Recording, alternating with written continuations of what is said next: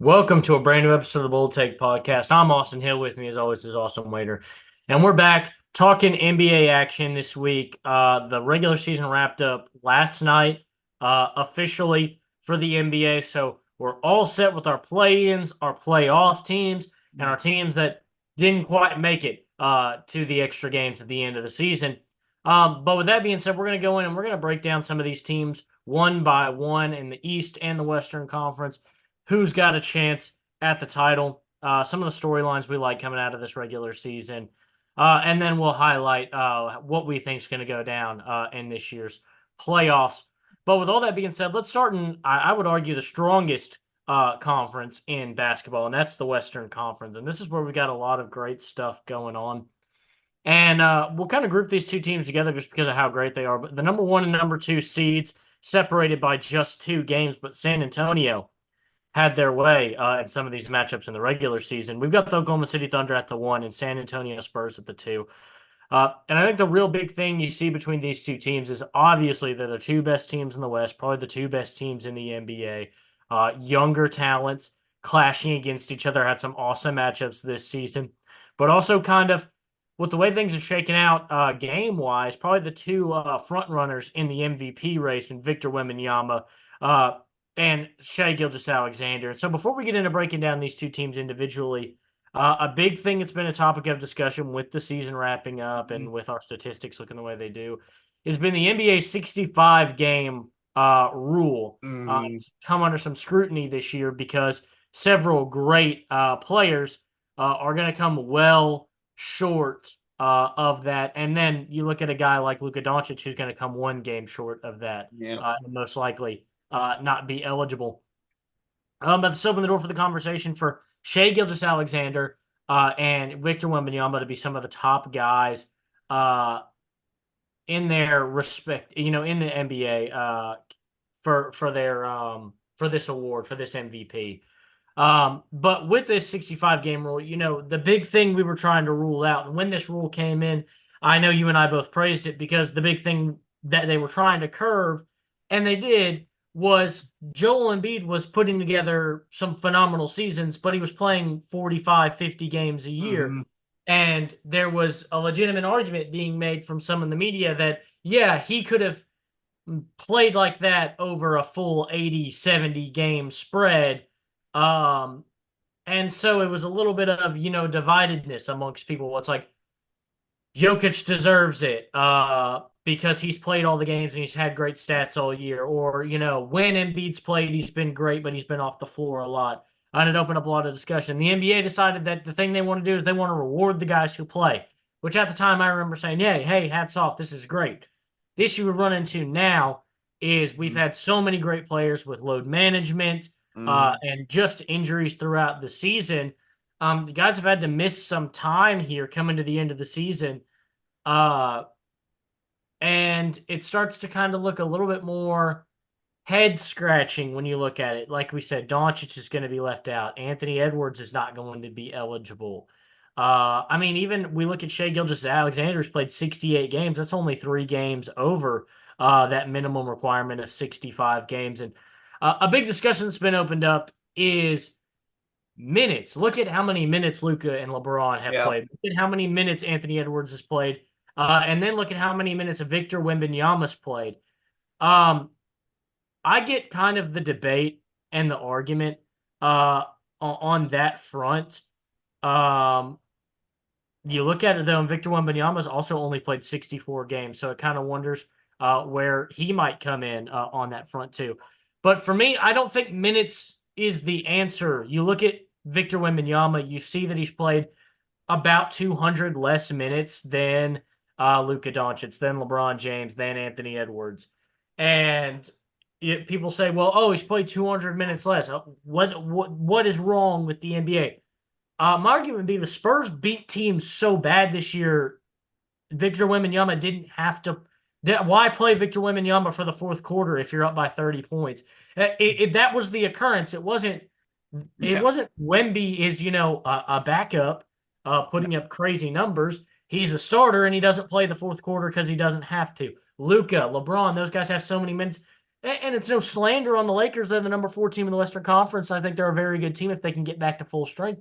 They played a lot more close games this year. I mean, look at all the awesome moments we had from Luka and LeBron this year with the way they played at the end of close games, hitting those big shots. So I don't think it should be a punishment necessarily, but I also don't think you should be rewarded because your team plays closer games. And to me, the MVP blows you out and then doesn't play the fourth quarter. I think that should be recognition there. But I certainly think that we're at a point where 65 games isn't right. I get if you want to have a game minimum, but I think to me it comes back to an argument I've made the last couple of years on this show. 82 games is too many games. Mm-hmm. With load management, with players taking more care of themselves, we have the research, we have the evidence that says the players need this. The NBA is justifying it to some extent, allowing load management. I think if you want to have a games minimum, there needs to be less games in the season. Otherwise, I mean, to me, nobody's going to vote. The primary amount of votes are not going to go to a guy that plays 45 games if there's no minimum. And a guy who plays 64 games, if he's really played that well, he's going to get the votes and get the MVP that he deserves. So that's my personal stance on it. But enough of me blabbering about it. Your thoughts on the 65 game rule and with everything that's been discussed over the last couple of weeks? So whenever I think back to it, I think back in, like I said, whenever this came out, and me and you were both like, yes, this needed to happen. And, because obviously all the drama with Embiid and, only 40, 50 games. So I think it was the right idea at the time. Agreed. As far as the amount, I mean, you look at it nowadays, and it comes back to a point that, fans have preached all season, fans have preached the last couple of years, and that it's just the NBA is just a horribly run league. I mean, let's just say it like it is. I mean, the last couple of years especially, it's very obvious that they need to lower the game amounts. It's very obvious with the amount of injuries. It's very obvious they need to get rid of the NBA draft lottery, yet they keep on having it. There's several things here. It's very awesome. They're focused about fixing, tanking and everything this year. Talking about fixing tanking, Austin. This is the first season in NBA history with 8 teams that have 55 or more losses. I don't think you fix the tanking problem. You haven't fixed. So overall, it's just poorly run organization. But as far as league amount, to me, if we're going to stick with 82, which is a terrible idea, to me, it should be like 65, maybe at most 70 games in a season. Because you think about it, the NBA season starts right in the heart of football season. So, like, we're not even mainly, a lot of people, I think will agree with this, that not many people are giving as much attention to the NBA until the NFL and college football and everything starts to wind down a bit. I mean, I'll say that myself. Personally, I don't really focus too much on the NBA until, honestly, maybe January, February, right around there. But speaking of so on, again, lowering the game amounts, but if you're going to stick with 82, I think it needs to be 60 games. I think 60 games is a fair amount. If we're going to stick at 82 games for a season, you can miss 20 games and still be eligible for awards. To me, I think that's the best way, where you can still miss an amount but still be eligible for awards. At least that's my opinion. But again, there's all sorts of issues with the NBA. They need to shorten the game amounts. I will agree. Yeah, I mean, look, let's look at the numbers. And if you watch Victor Wembanyama's press conference, very incredible math skills when he kind of talked about this Of debate. course, he's got math Um, skills. It's freaking Wembanyama who's taking over the NBA. I mean, come on the on. fly. I like that he came out and he said, I don't think there should be a limit personally. And he kind of made a point similar to the thing that I just said, that the voters are not going to get it so terribly wrong that a guy that plays 45, 50 games is going to win it unless he truly, absolutely deserves it. Um, so to me personally, I don't think it's a problem. But look, kind of like you talked about, 60 games. I like 60 games. I really, if you want to get it like perfectly right, and Wemby kind of hinted at this, I think 75% of the games is a fair number, which is 62 uh and some change, or 61 and some change. Right. Yeah. So I say a 62 game minimum, 60 to 62 games. And look at what would already get over the hump. Luka would now be eligible under this new kind of criteria. Wemby wouldn't be one game under. Kind of the silly stuff like that that we were just discussing.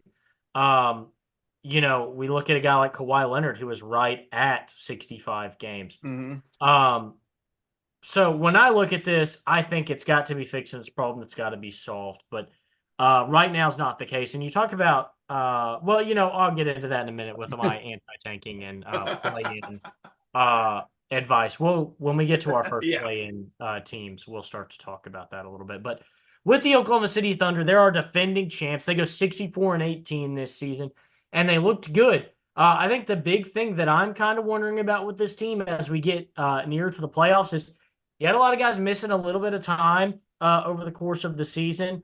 Of course, hoping to get everybody back and ready to go.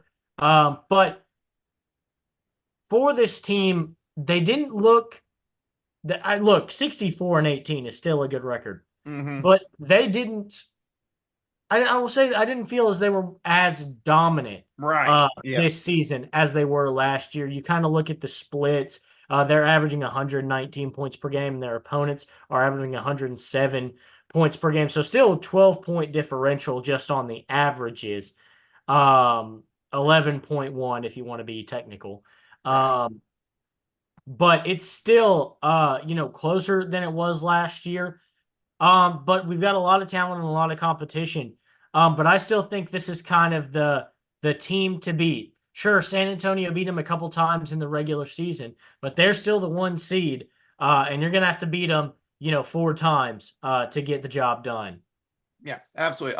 When you're the number one defense in the NBA, that's going to give you a chance not only in the regular season, but as well as in the postseason. You're right. I mean, there's been injuries. I mean, Jalen Williams, I think he only played in like what 30 something games this year for them. Santa Clara Jalen Williams, I guess I need to emphasize Yeah, Santa Clara Jalen Williams. But yeah, he only played in 30 something games. Alex Caruso, I don't even think cracked 60. I mean, there was a lot of injuries with this team. But the thing that stayed the same throughout is some of the core pieces. You think about Chet was, for a guy who was injury prone to start his career, I think he played like a lot of games this year. I think he played a lot more than everyone else on that team, and Shea as 69. well. Yeah, I mean they played a good amount of the game. So having those two key guys together still helped them in some stretches where they were up. But also, I mean, let's give credit where credit's due. Jalen Williams, Arkansas Jalen Williams, stepped up tremendously for him. Kaysen Wallace has had great moments. Lou Dort, even though I don't like Lou Dort as a person, personally, I hate him.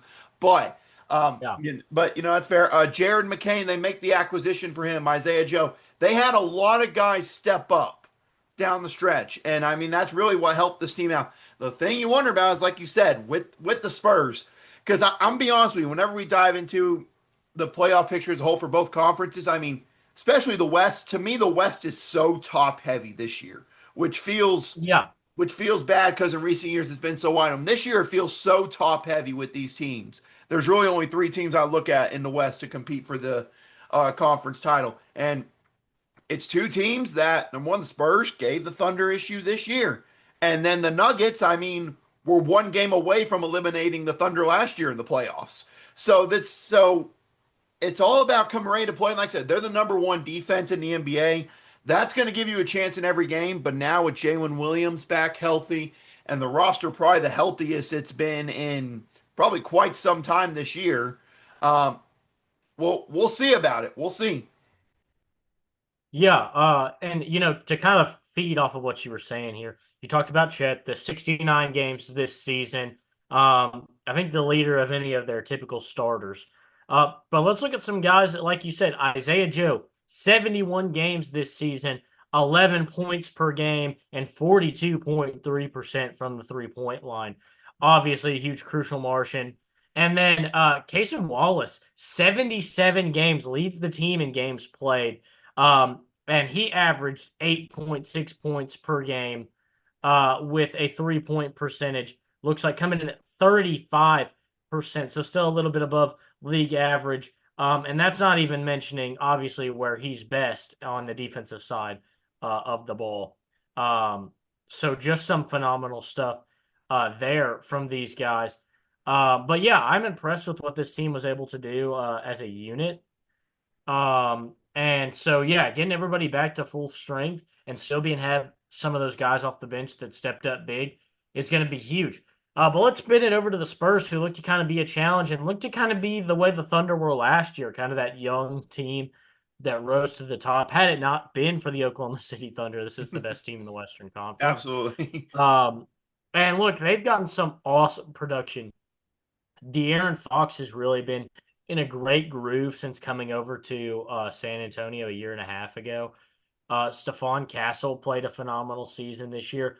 I think the thing I like so much about this team is when you kind of look at them on paper, you see Wemby's 25 points per game, which you think, oh, well, under 30. What's that about? Then De'Aaron Fox at 18.6, Stephon Castle at 16.6. And you think, oh, well, this big three, they barely are averaging, 60 points a game as a unit. Hmm. Kind of what's the deal there?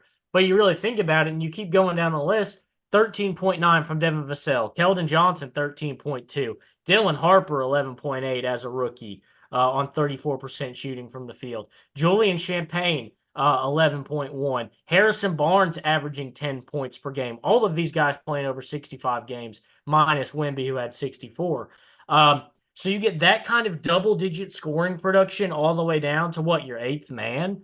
And you start to look at what makes this team so good. And it's like an extension of that. Sure, maybe Pop isn't coaching this team anymore, but it's from his coaching tree. It's still a team built the way he would have run it. And that's what this team does so well. They space the ball, they move the ball so well, and they feed off each other. They play together as a unit. And that's what makes this team so dangerous. They're young, they're athletic, they're super good defensively, especially with Wemby in the paint and De'Aaron Fox on the perimeter. And they play so well together that anybody can have a big night for these guys. So the thing with the Spurs, look, when Wemby went number one to the Spurs, we all were like, okay, Spurs are back. It's just a matter of when. And then Wemby steals with the injuries the first couple of years. And we're like, okay, when Wemby can get 100% and they get the talent around him.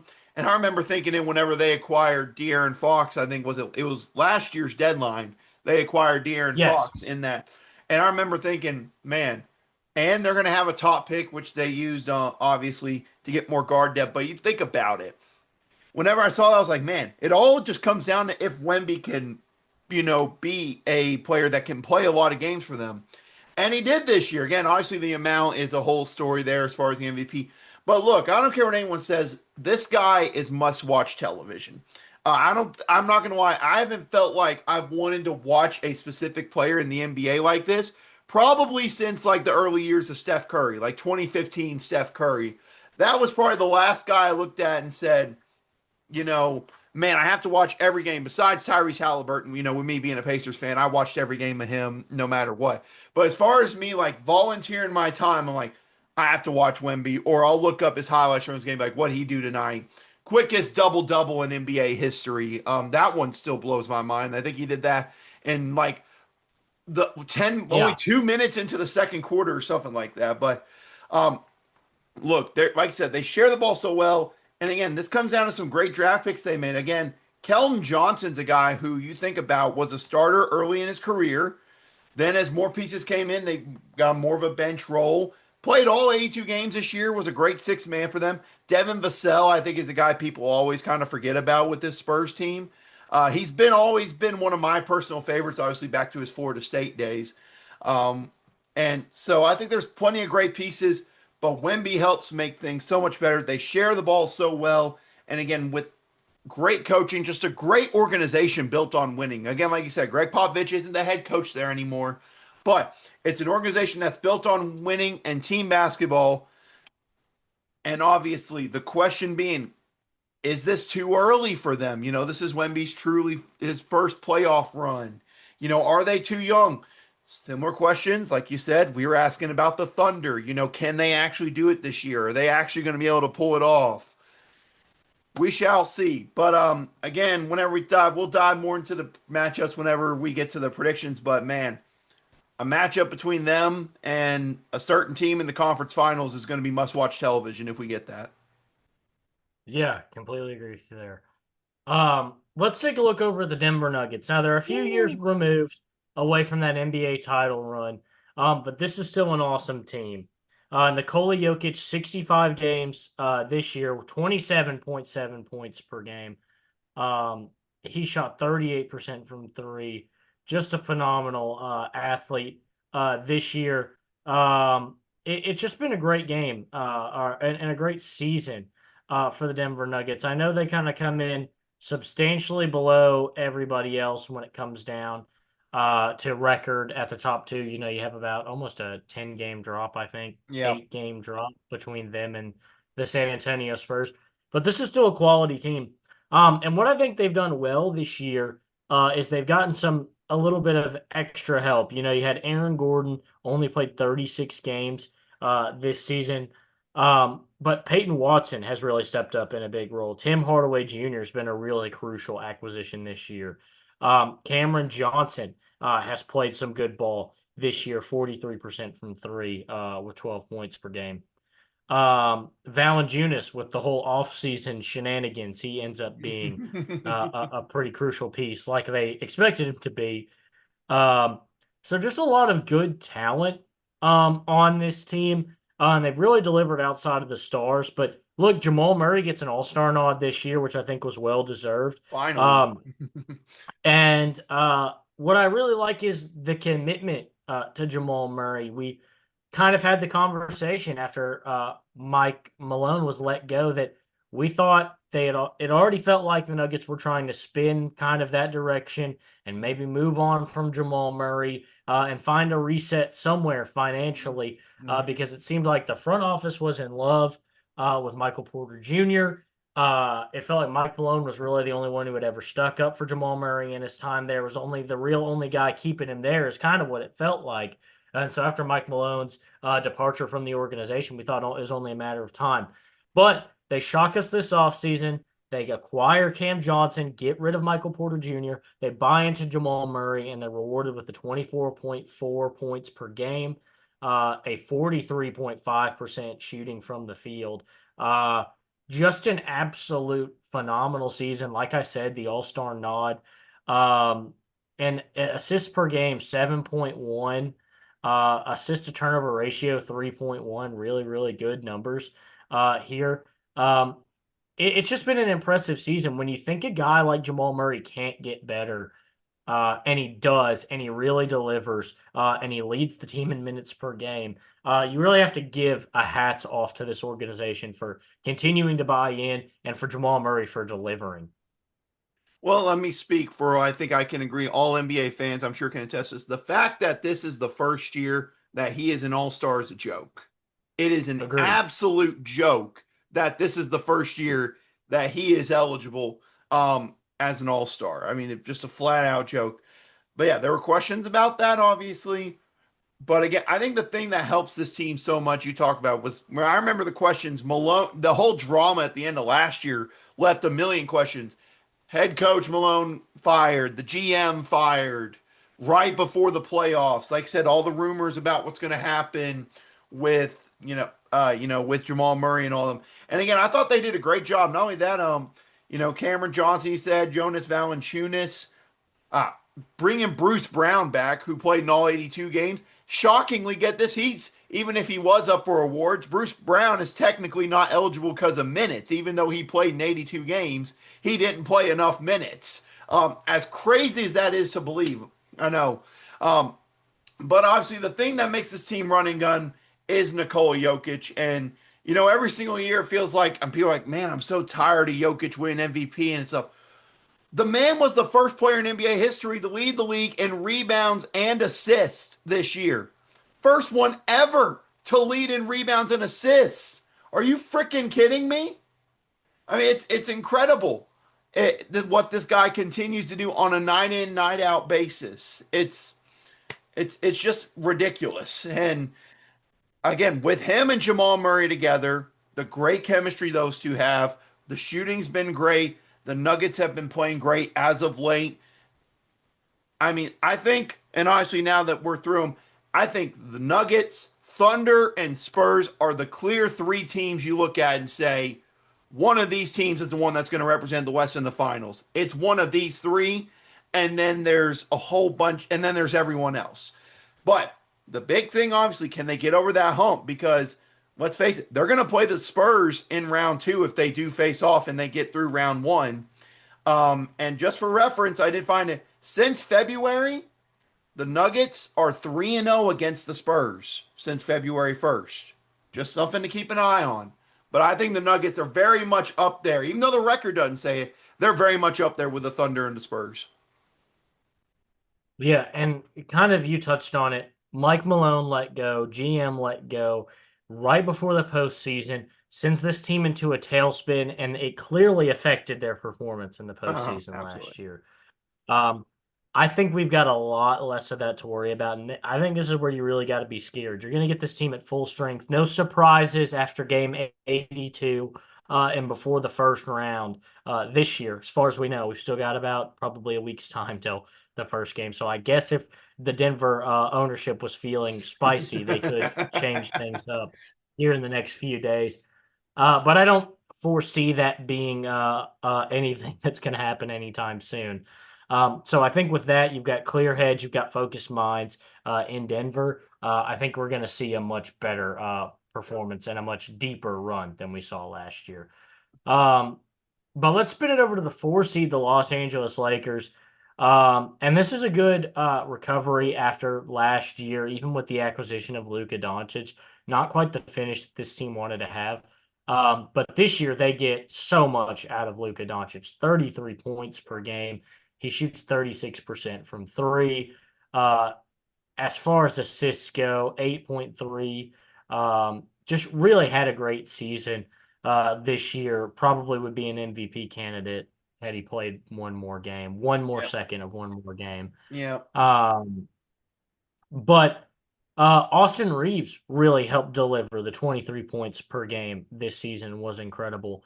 But LeBron James, it can't be understated how important he is to this team, how he helps facilitate this team. Sure, the scoring number's down to 20.9 this year. That puts him third on the team. But he really did still deliver and help this team when they needed it most. And outside of that, I mean, you talk about it. This guy has just been phenomenal in all facets of the game. And when Reeves went down at the end of the regular season, LeBron stepped up and kind of helped to lead this team in those last couple weeks. I think the biggest disappointment really has been DeAndre Ayton, and I'm not a guy who likes to throw that around lightly. Um, because I wanted to give him a full season's chance. I know Lakers were out on him pretty much as soon as the preseason started. They just thought he was going to be the worst. And he hasn't been the worst, but he hasn't been the best. The issue is DeAndre Ayton wants to be more than he is at this point in his career. He Yep. still wants to be that number one overall pick, face of the franchise. Yeah. And what the Lakers want him to do is just, hey, be a force in the post. When we feed you, finish at the rim, control the pace with how your big size, dominate the boards, and protect the rim. We don't Mhm. need you to do anything fancy. We just need you to be a quality big. That's what you're here to do. We need you to bolster our front court because that's easily the weakest link on this team. And he got better at that as the season went on. Um, but still, I think I hoped this could be a good spot for DeAndre because I still think he's a talented player. But he's got to get that ego out of his head. At this point in his career, to still be a starting center is kind of impressive with the last few seasons that he's had. So for me, for DeAndre Ayton, it's about getting a level head and it's about delivering and doing what you can to help this team win. They don't need you to be the star. They've got Luka, they've got LeBron, and even Austin Reeves stepped up. They just need you to control that front court. Yeah, they do. First off, I want to give credit still to JJ Redick. Pretty solid job in 2 years as a coach. I still remember when he got hired, there was still the questions of, oh, this is just hiring LeBron's, butt buddy to be his like podcast buddy to be his coach, obviously, and that, I mean that was a fair argument. But again, I think overall as a team, I still remember, obviously the Thunder injury for Luca, and then Austin Reeves go down. It's like, man, down the stretch here, can they finish the year strong and hang on to the 4 seed and maybe get up there to the 3 line. And they had some losses without the stars, but finished the year with 3 straight wins, finishing strong. DeAndre Ayton really played some great basketball in those final 3 games, had multiple 20-point games uh, in 2 of those final 3. Look, the big thing with this is obviously they have the star power of, when Luka gets back, but how is he going to be 100%? What about Austin Reeves?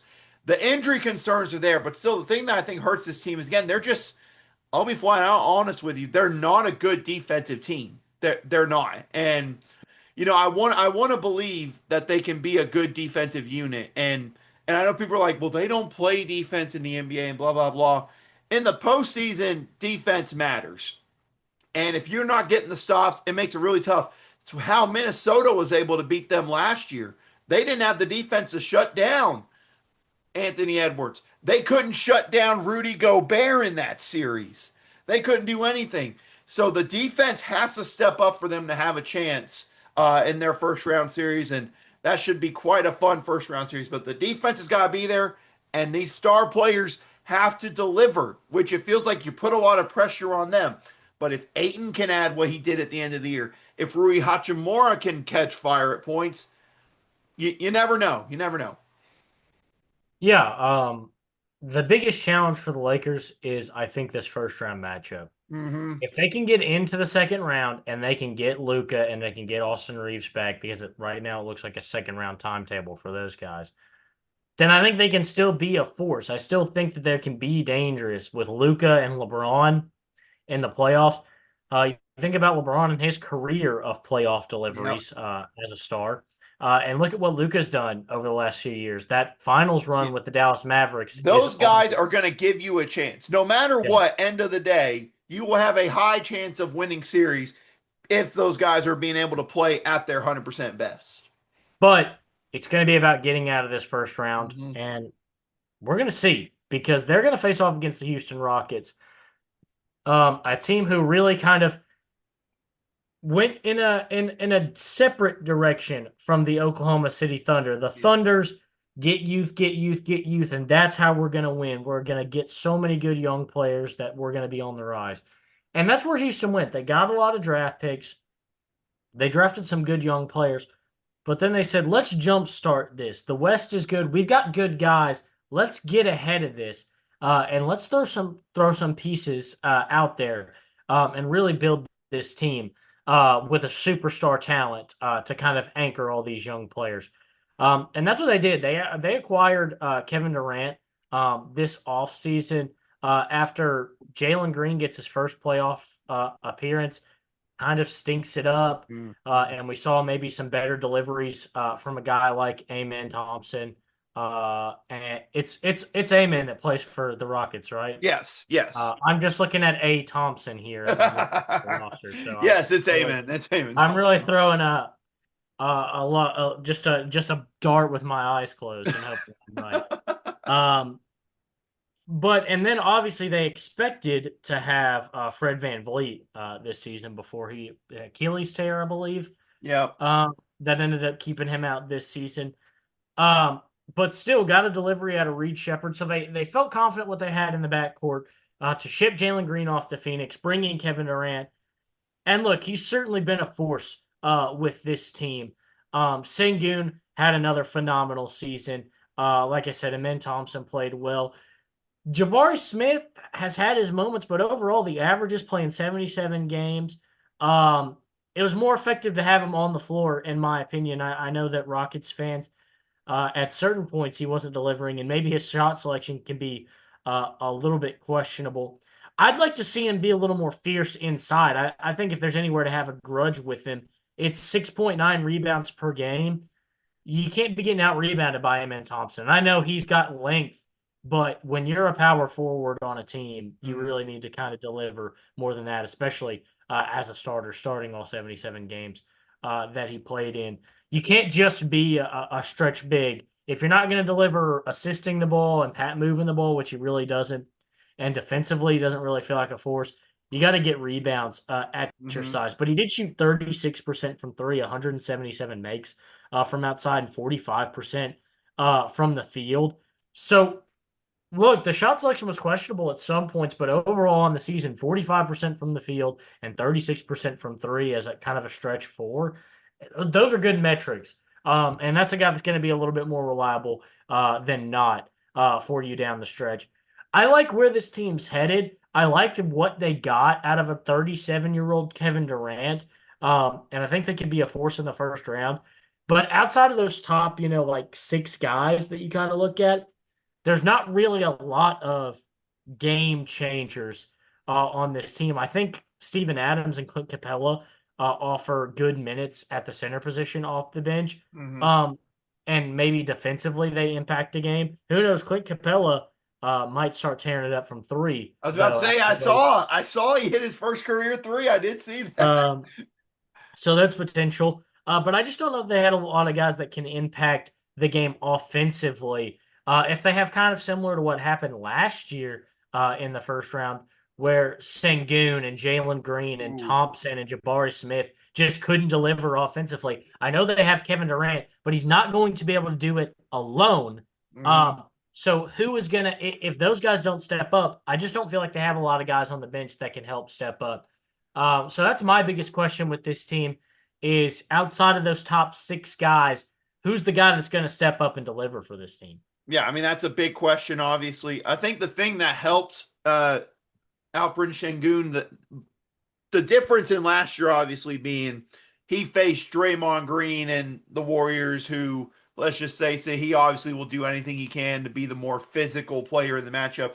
He's going to be Yeah. going against DeAndre Ayton in round one here. I think a little bit of a different matchup that I think could favor Şengün more as far as that goes. But like I said, there's question marks. Obviously, you lose Fred VanVleet before the season even starts, which hurt their chances. Then in early January, Steven Adams, a great veteran presence, gets injured. He's out for the rest of the year. So you're kind of running thin at points, kind of with how this roster is set up there. But the one reliable thing, when in doubt down the stretch, get the ball to Kevin Durant. And that's something that still to this day, and listen, all the people can bash Kevin Durant all they want. For 37 years old in his time, the man is still a bucket. I don't care what anyone says. Post Achilles tear too. Let's I mean, just put that up there. He shouldn't be playing and moving at his size the way he does at 37 years old and with a post and Achilles tear. He should not still be this good. no, but he's scoring 26 a game for you. You know what you're getting from Kevin Durant night in and night out. That's a given, I think, with this team. And like you said, that's something they were missing last year. Because, yeah, Jalen Green had maybe a moment or two. Sengun had moments.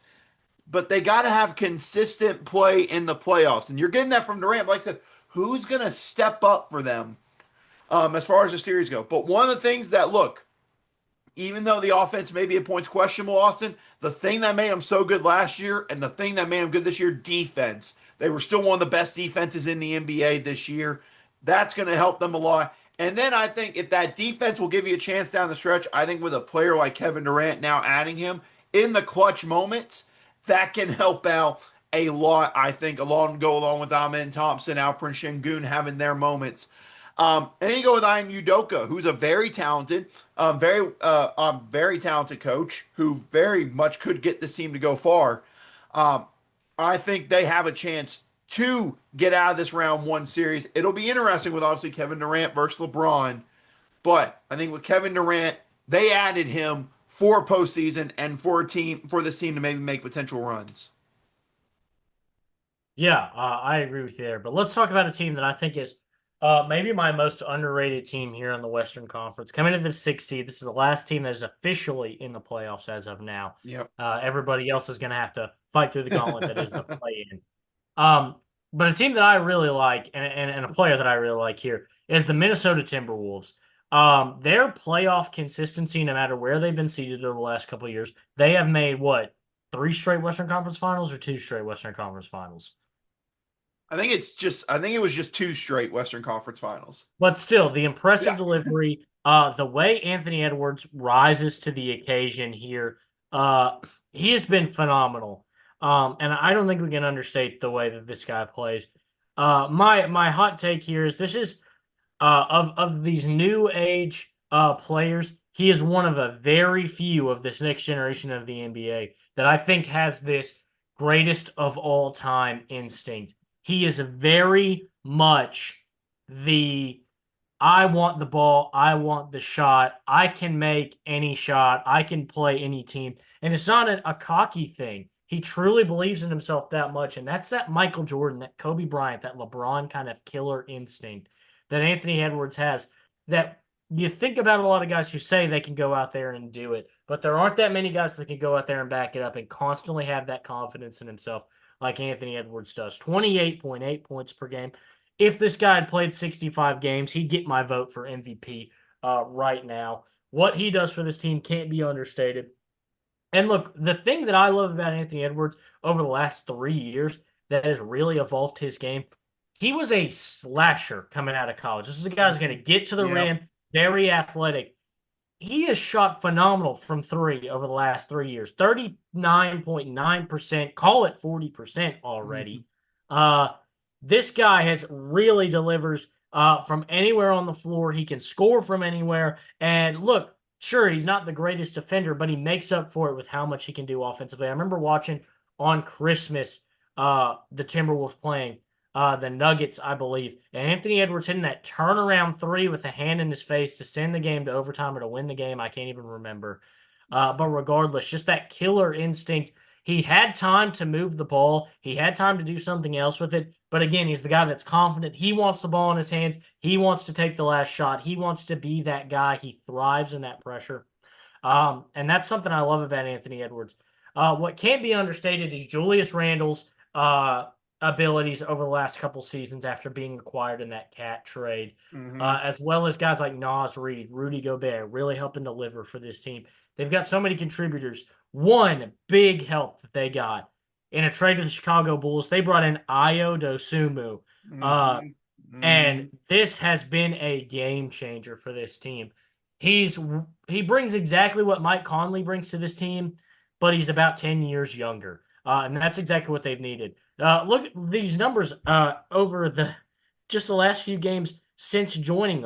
Let's start on March 15th and go from there.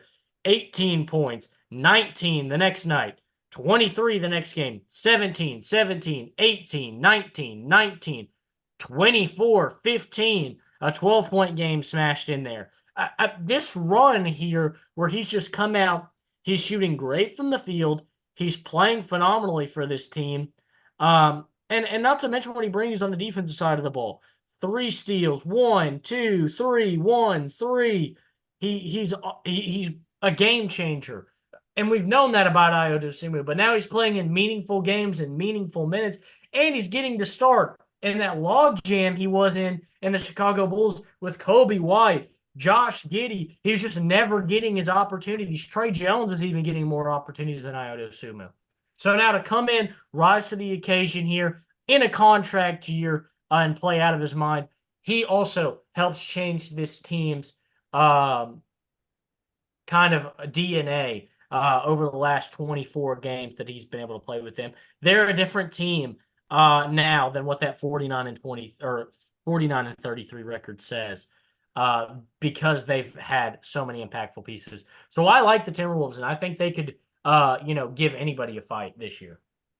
Yeah, again, back-to-back Western Conference Finals appearances. You got it. You earn respect from the league and respect from everyone else when you're able to do that, because that's a tough thing to do in the West, especially these past couple of years, to get there 2 years in a row. It's not an easy feat for a lot of people. But as far as this team goes, look, I want to trust that it's very possible they can get back for a third Western Conference Finals. I want to truly believe they can. I just have my doubts a bit, though, because I mean, don't get me wrong. The pieces, Ayo Dosunmu, he's been great for them since he's come over. They have a lot of the same pieces from these teams in recent years. But to go along with tough matchups, obviously, what a matchup in round one, Nuggets and Timberwolves. Easily my favorite round one series out of all of them. To go along with that, also potentially facing the Spurs. I mean, tough teams. But also, I mean, I have my question marks about this offense down the stretch. Anthony Edwards is great. I mean, don't get me wrong. Like I said, he's gotten so much better year in and year out. Consistent bucket getter. and increasing his 3-pointer and everything. And I just worry about with these teams that they could be playing. It could be a tough matchup for them, especially how will Rudy Gobert defend Wembanyama? Obviously, the Jokic Gobert factor going on there will be key. You don't have to worry about Anthony Edwards. Anthony Edwards will give you everything he's got. And I will say this, if there's one person on any of these teams not in the top three that I look at and say, now who could help their team go on a run maybe that could surprise people? It's easily Anthony Edwards on the Timberwolves. But I have my worries for them, especially down the stretch offensively. They got to have more production down the stretch late in the games. And they struggled against the good teams this year. I have my worries for them. Yeah, I think that's completely fair. Obviously, we're going to have a lot to look at in this first round for some of these teams. But now let's talk about the Western Conference play-in teams. And let's start with the Phoenix Suns at the 7 seed. And this is where I'm going to go ahead and say that I've been like this the last couple of years. I'm not the biggest fan of the play-in year in and year out. Same. The first year of the play-in where they just kind of threw it in, it's unfortunate because it was so iconic that they thought they were going to be able to recreate that every single season, and that has not been the case. Ultimately, I think the play-in can still work in some ways, but here's my proposition to fix it. Number one, and look, this first proposition, only one team that's made the play-in this season would be out under my new proposition, and that'd be the Golden State Warriors. But I think you should have to have a record of 500 or better. You don't deserve to be in the playoffs at 37 and 45. You don't. Sorry, Golden State. Would have been awesome to see what they could have done if Jimmy Butler had been able to be healthy this year. But he's not. And I don't want to watch a 37 and 45 team play as the 8 seed when they don't have to. Yeah.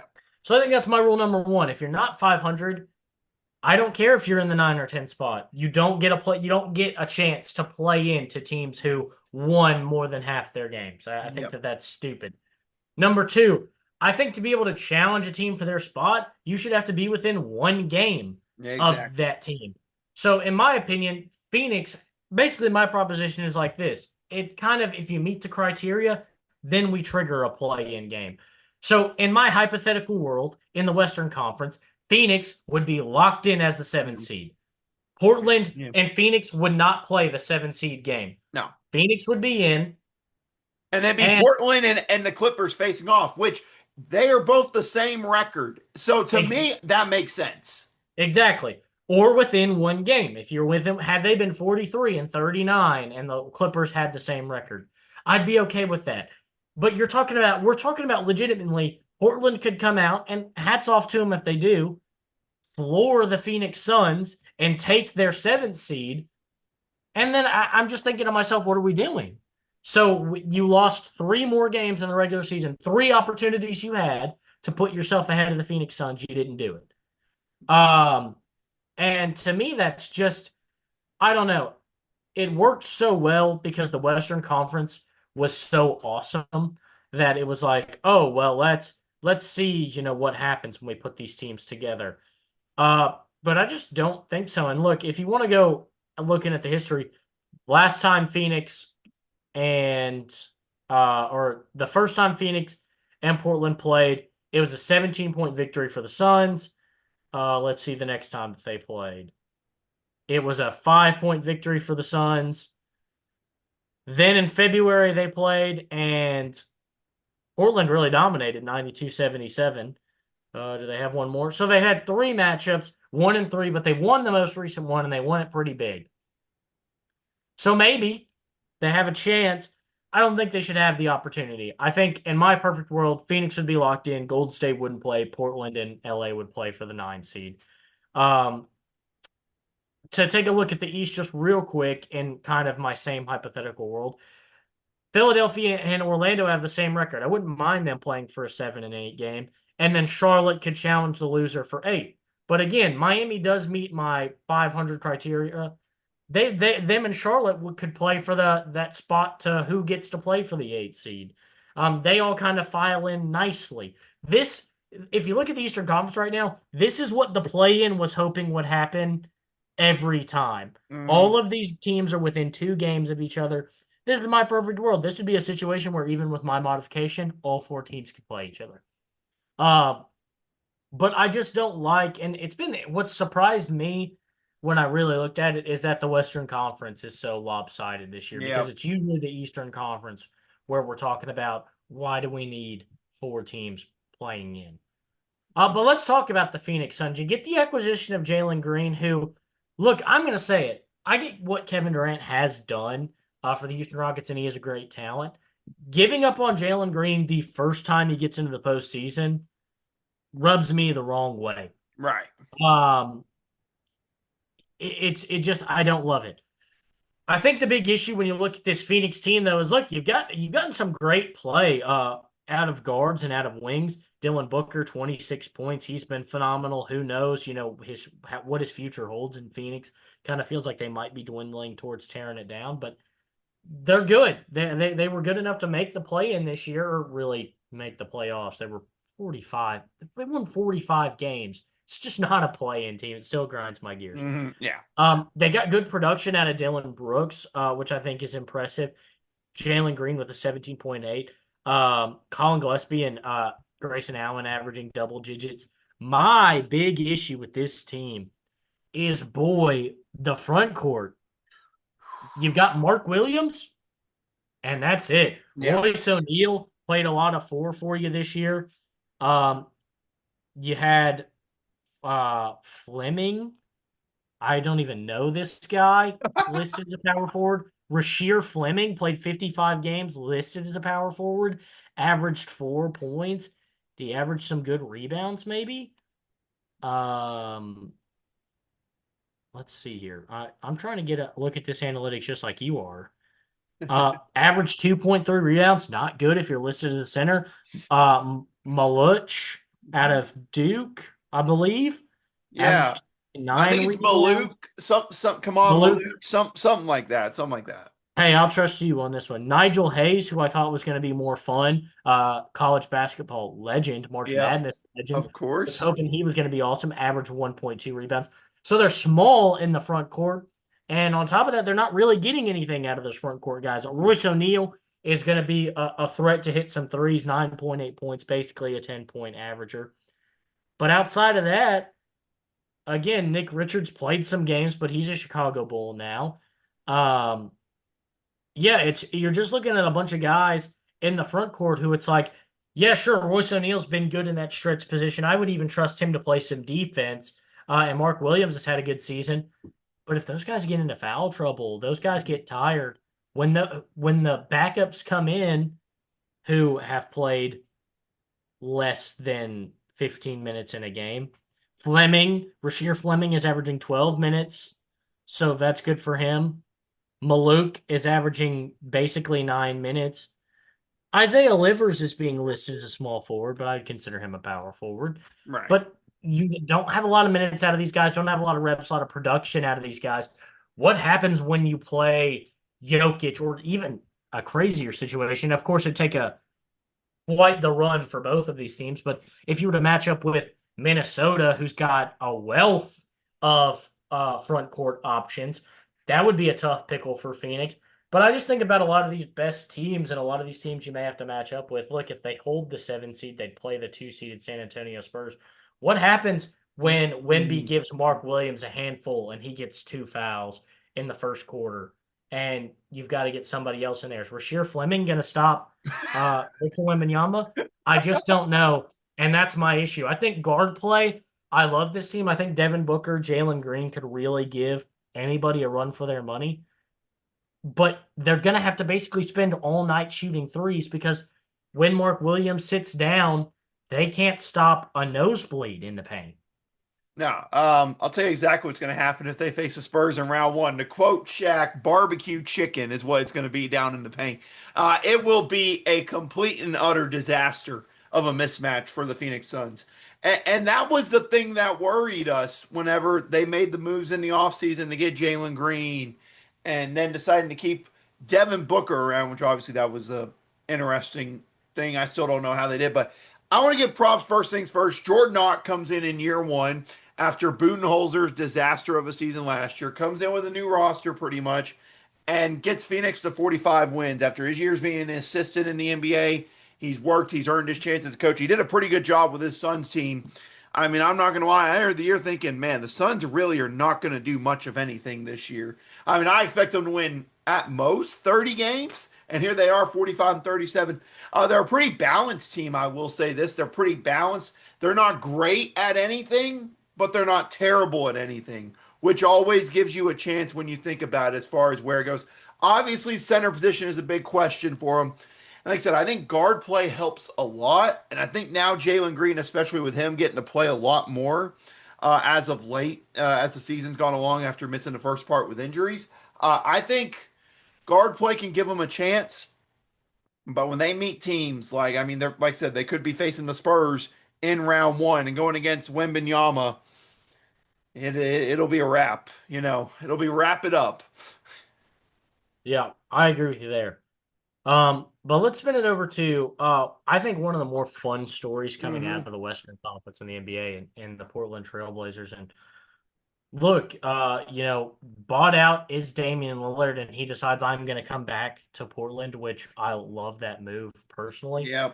It didn't make a lot of sense at the time, but hey, some of these moves have paid off for Portland. So they make the move, they bring in Drew Holiday. As what we kind of thought was just, hey, we got the cap, we'll help broker this deal, Yep, and exactly. help the Boston Celtics kind of offload some money.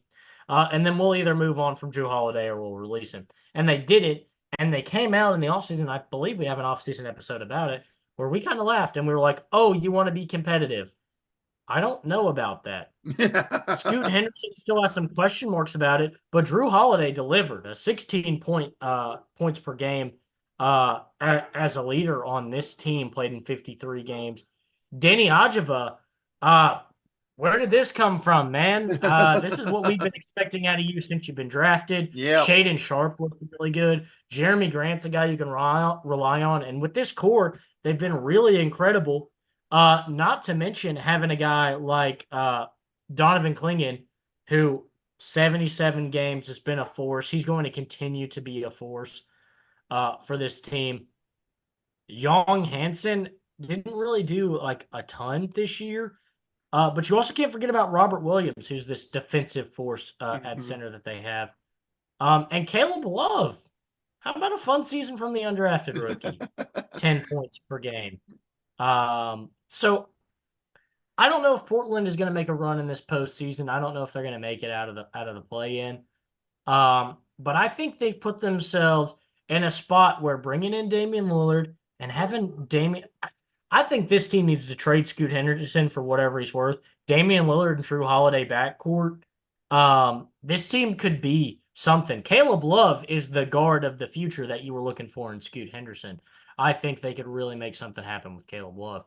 I'm not usually on offloading a guy like Scoot Henderson, but it's just been a couple of years of non-production here.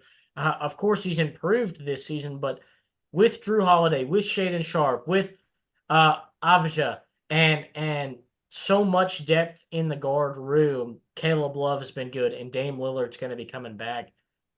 What could maybe happen this offseason with Scoot Henderson? I think maybe you might be open to moving him and continuing to build on this team's success.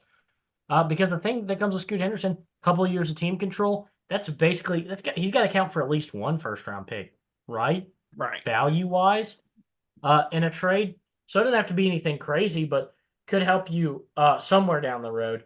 But Portland's been a fun team. I think with some of the defensive pieces they have in Drew Holiday and Robert Williams, they can slow teams down. Mm-hmm. Certainly, I'm not worried. I don't think they're weak in any area where I think anybody can just run through them. But I don't know if the stars, their leaders, and Sharpe and Ajava, if they've got if they're star power enough, if we're too early for them to be guys that are going to push past, potential matchups with LeBron James, Shea Gilgeous-Alexander, Nikola Jokic, a litany of names we could list off that they may have to play here in the playoffs. And I don't know if those guys are strong enough to be able to push past those guys just yet. Well, again, I mean, you talked about for the Spurs. Yeah, we kind of laughed at that Drew Holiday trade and whatever, and you think, okay, well, the Spurs really aren't going to do much this year. Then you have the entire FBI scandal thing at the start of the season. No I kidding. think No people have kidding. completely forgotten that that Chauncey Billups got arrested in an FBI scandal. What, 10 games? Not even 10 games into the season, I don't think.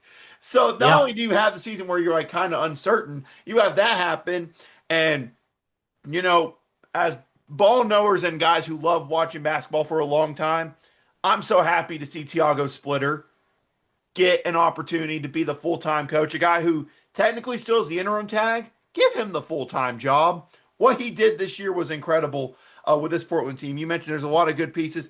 Denny Advia obviously did great. Shaden Sharp continues to develop. Look, the thing that surprised me, now I tell you that I love about it, Donovan Clingan had a pretty good jump this year, double double machine for Portland on the low block, and that's someone who I look at as they play the Suns in that playing game. You talked about the depth not down low. Clingan's a double double machine down there, so I think that that could be something to watch in this matchup. But like I said, the defensive pieces. I mean, Jeremy Grant. Let's not forget Matisse Thybulle is there. You want to talk about the defensive Yeah. stopper? They're one of the best defenses in the NBA. And like I say, in playoff time, defense will give you a chance every game. I just worry with the offensive scoring. I think that could hurt, not having that playoff experience. Because, I mean, you're either playing the Spurs or the Thunder in round one. You got a pretty hard matchup no matter what. Win or lose that first play in game. But I think the defense will give them a chance. It's just, can these pieces offensively in the clutch step up? Will Drew Holiday be able to lift things up? Could Scoot Henderson have some moments, if he had gotten to play more, obviously? What will Denny Avdija do? Shaden Sharp? Can these guys step up offensively? But the defense is going to give them a chance against the Thunder and the Spurs. And I think that they are a better matchup to have chance of success against the Thunder and the Spurs than the Suns are. I will say that. I agree. Let's take a look at our 9 seed, a team that had an incredible turnaround Ooh. with everything that they did here. And that's the Los Angeles Clippers. And look, let's just start. Season's rough, 6-21 start. Ty Lue says another kind of laughable situation. We need to go 35-20 to turn this season around. And this team went 35-17 down the final stretch to close it out, put themselves in a shot where they have an opportunity to make the postseason. And Kawhi Leonard here, averaging 27.9 points, the most points he's ever averaged in his career, 38.7 from three, 50.5 from the field. On defense, of course, he's a force, averaging almost 2 steals a game, half a block. And moving the ball successfully for this team. Darius Garland comes in after the injury. He only played in 19 games, but averaging almost 20 points. Bennedict Mathurin, 26 games for this team. He's averaging 17.4. I think they've got pieces where they can be forceful, and Kawhi Leonard has had the greatest offensive season of his career as a guy who's regarded as one of the best two-way players in the history of the NBA. To now have this incredible offensive emergence here late in your career. This is a jaw-dropping one to me. Me personally, this is one of 2 guys, we'll talk about the other one a little bit later, that if I was voting in MVP, it'd be between him and one other guy that I would vote for. Kawhi Leonard to have played like this season with all the odds stacked against this team, I love Kawhi Leonard's performance this year, and I don't think you can give him enough credit for what he did for this team. I think he's gotten a lot of flack over the last few years for not being a leader for the Clippers, and not maybe ever being a leader, which I disagree with.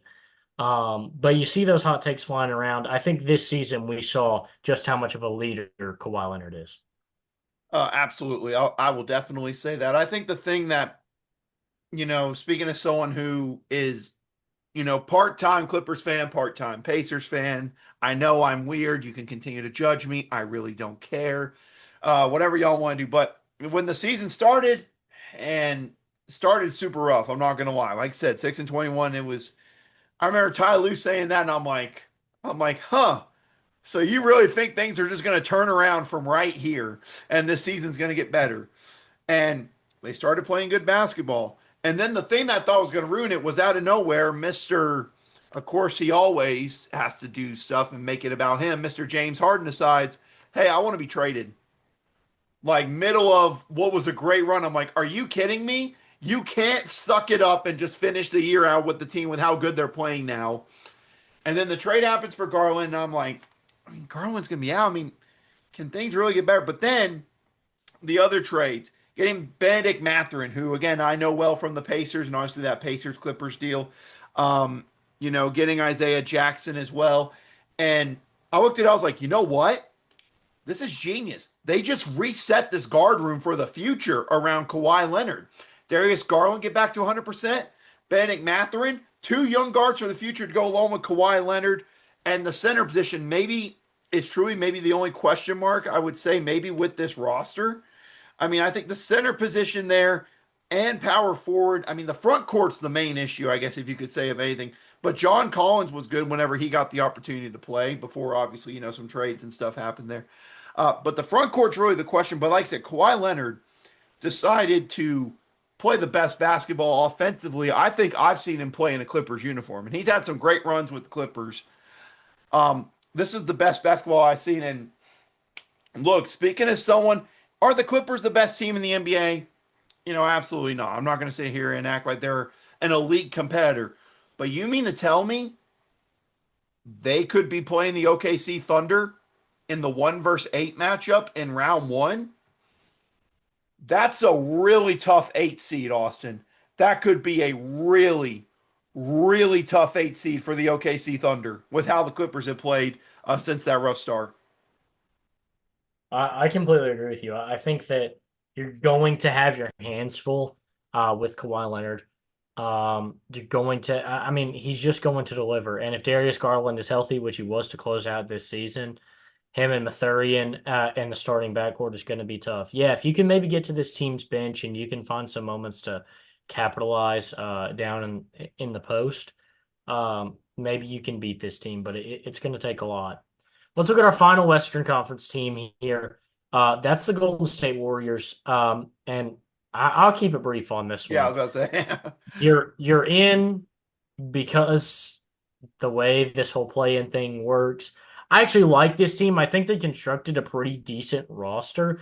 Um, if Jimmy Butler was healthy, I wouldn't care what the record is. I'd say this team would be pretty dangerous. But no Butler, and then to go along with that, no Moses Moody, who Mhm. started to play in his place. It's just been kind of hard to fill that kind of scoring void. Steph Curry obviously can't do it all on his own. Seth Curry is on this team though. Uh, but yeah, I mean, Porzingis has had good moments. Pods is the biggest joke of a player ever.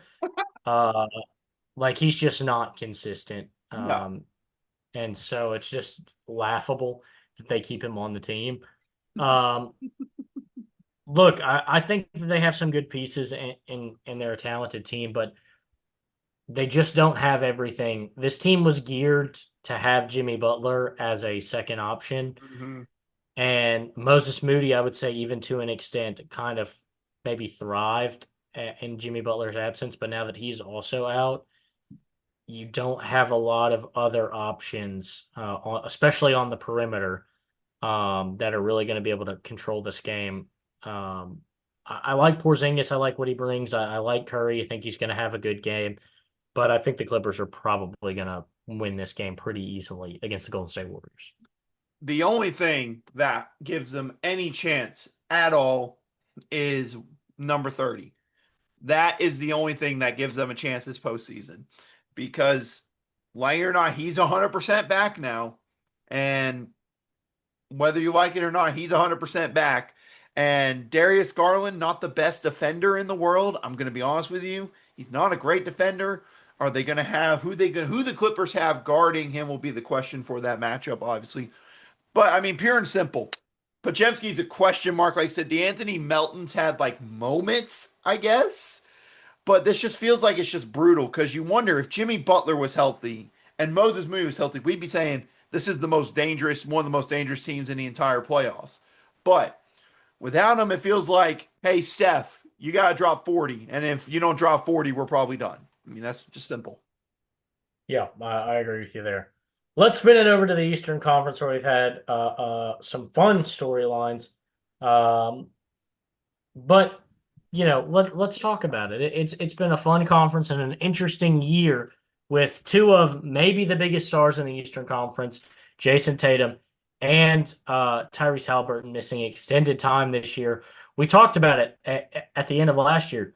What was our Eastern Conference going to look like? Who was going to rise up to the occasion and take advantage? And if we look at the one seed, Detroit, they got it figured out. Mm-hmm. Cade Cunningham played 64 games, another guy who might be in the MVP argument had he been able to play one more game. Right.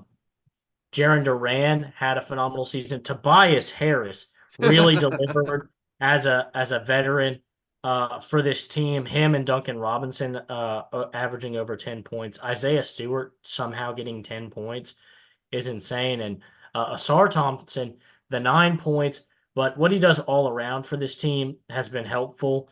We won't talk about Jaden Ivey and what he did at the beginning of the season. Just happened to see his name. But the guy they got in return, Kevin Huerter, has been helpful, though he hasn't shot that well from three since getting to Detroit, which was kind of something they were looking for out of him.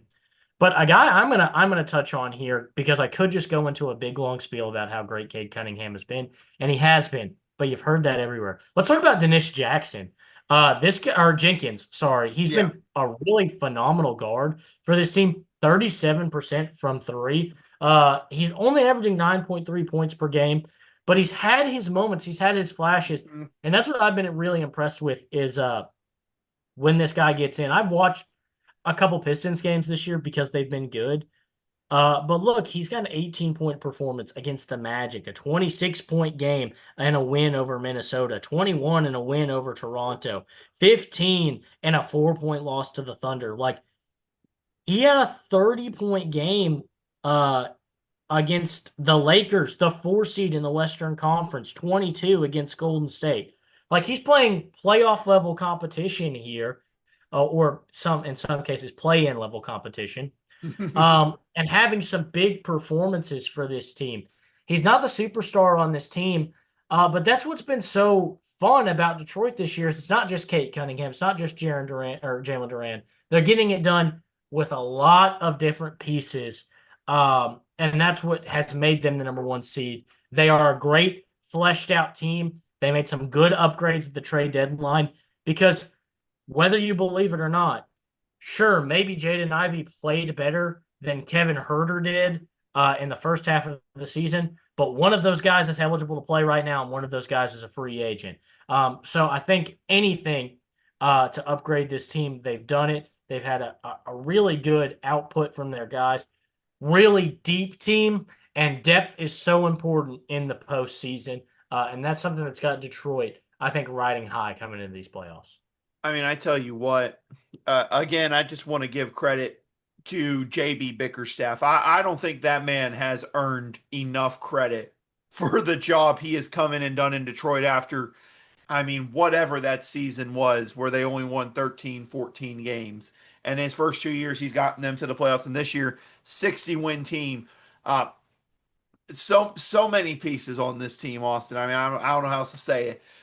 Mike, I'll talk about Jalen Duren. He's been one of my favorite kind of underrated guys in the NBA. Just a monster in the paint, no doubt. Tobias Harris, like I said, just a reliable guy. Like, he's a guy, like, you know what you're going to get from him 9 in and 9 out. And I think that's something great. And Dennis Jenkins, I tell you what, the thing I love, you talked about scoring. I'm loving whenever, obviously, the collapsed lung happens for Cade Cunningham. You wonder, oh man, without him, who's going to step up guard play without him? Just listen to these assist numbers over the last couple games: 10, 9, 6, 8, 14 against Philly, 16 and 14 game, 7. He's run the point guard position for him extremely well for a guy who coming out of St. John's really didn't get a lot of attention for the NBA. He's come out and he's been a key piece, and so many guys have stepped up. And I mean, I'll say it like it is. There's still all kinds of depth on this team that people really aren't even talking about. I mean, I'll be honest with you. Paul Reed's a very underrated guy, I think, when it comes to that center position. Ron Holland's a young guy that had kind of developed down the stretch. I mean, they have so much young depth. They're basically what the Thunder are in the West, maybe just a few years behind them, building a team up in the draft with a lot of young pieces.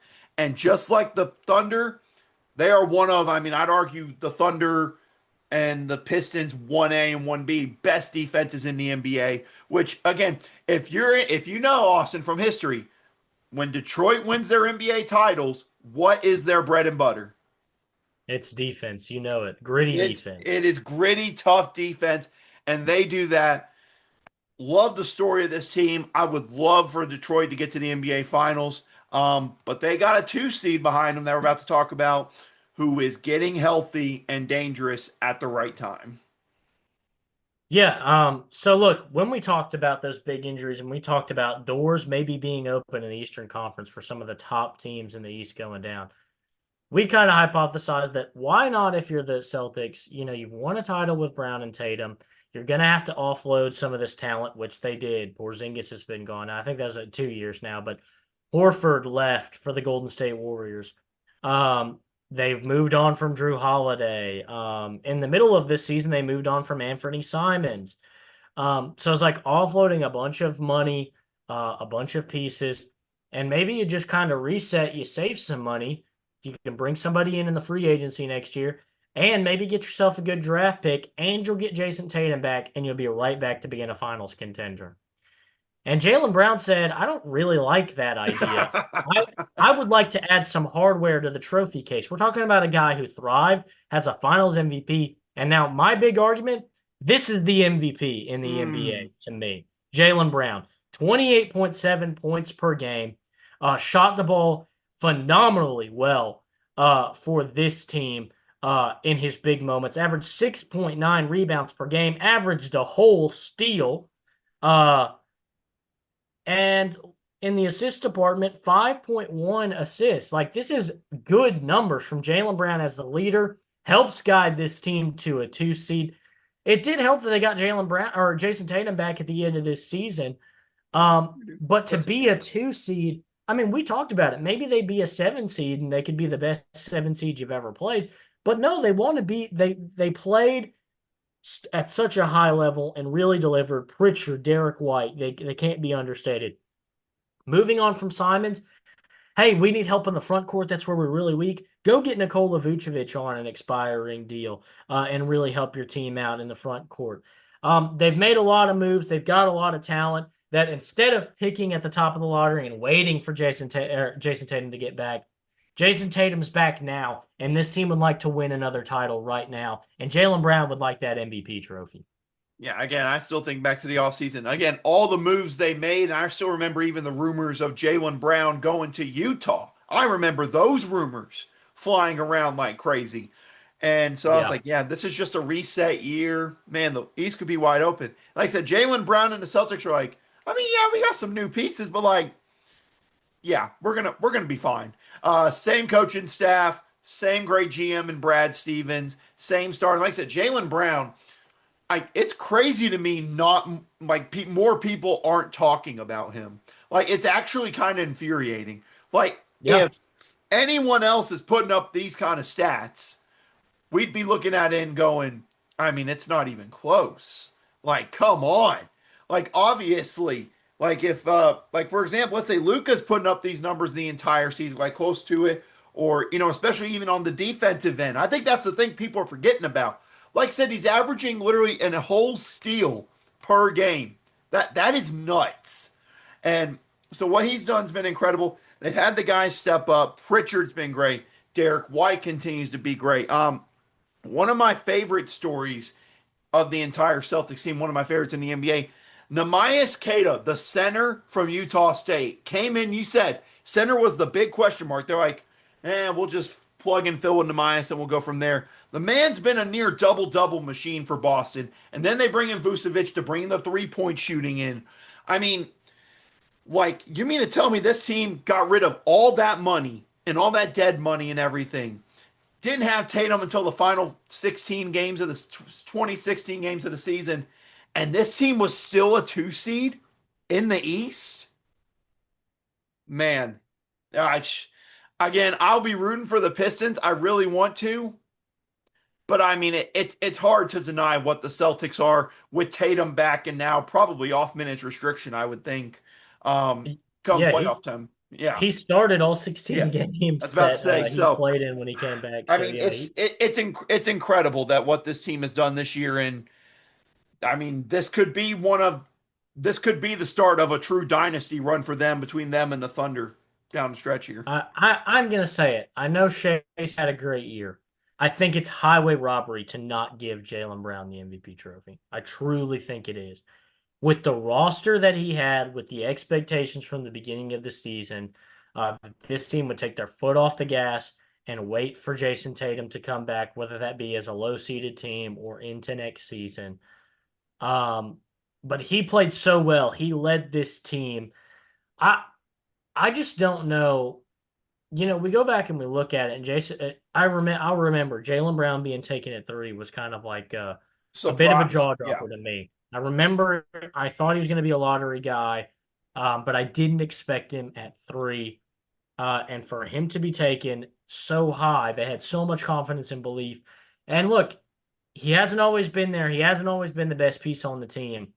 But when they've asked him to step up in the finals a few years ago, when he was asked to step up, he did, and he was rewarded with a finals MVP. This year he was asked to do the same thing. They said, "We need you to step up because we don't want to take a break."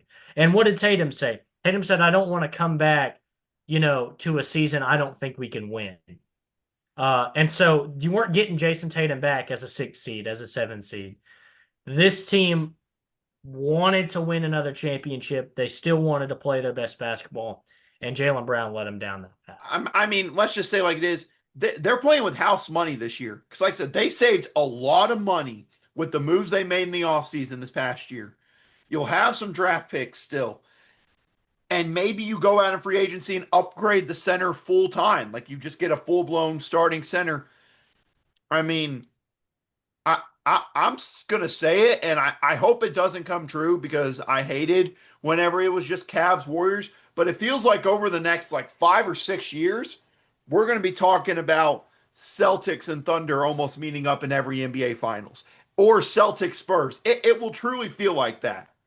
Yeah, I think the Celtics are starting to really take control. If this year the Celtics were the second best team in basketball, when are you ever going to get a chance in the next decade to push I them mean, out? and with how they develop guys, with how Brad Stevens I trust him to draft and develop that team. I trust Missoula and them to develop and get the best out of those guys. I mean, it's not like they're going to make bad draft picks and bad moves. They're going to make good moves and get good draft picks to help these guys out at their weaknesses if they ever do truly have any.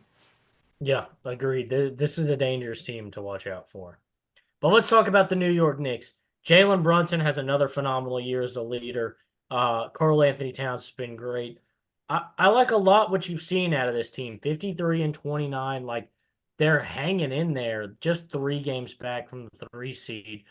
They've had great moments. I know health kind of coming down the stretch. Jalen Brunson got a little bit hurt. Still played Yep. 74 games this season. Cat played 75. Of course, you see Mike Albert just played his 82. That's just almost not a I was question. about to say it's just guaranteed every year at this point. They've got a lot of pieces, and I don't know if there's much to touch on. Not because this team has been bad, but just because this team isn't that different from where they were last year. They're a good-looking team. They've gotten some good contributions off the bench. I like what Landry Shamit's done for them, Jordan Clarkson. Hey, just get two of some of the best scoring bench guards in the NBA and slap them on your bench.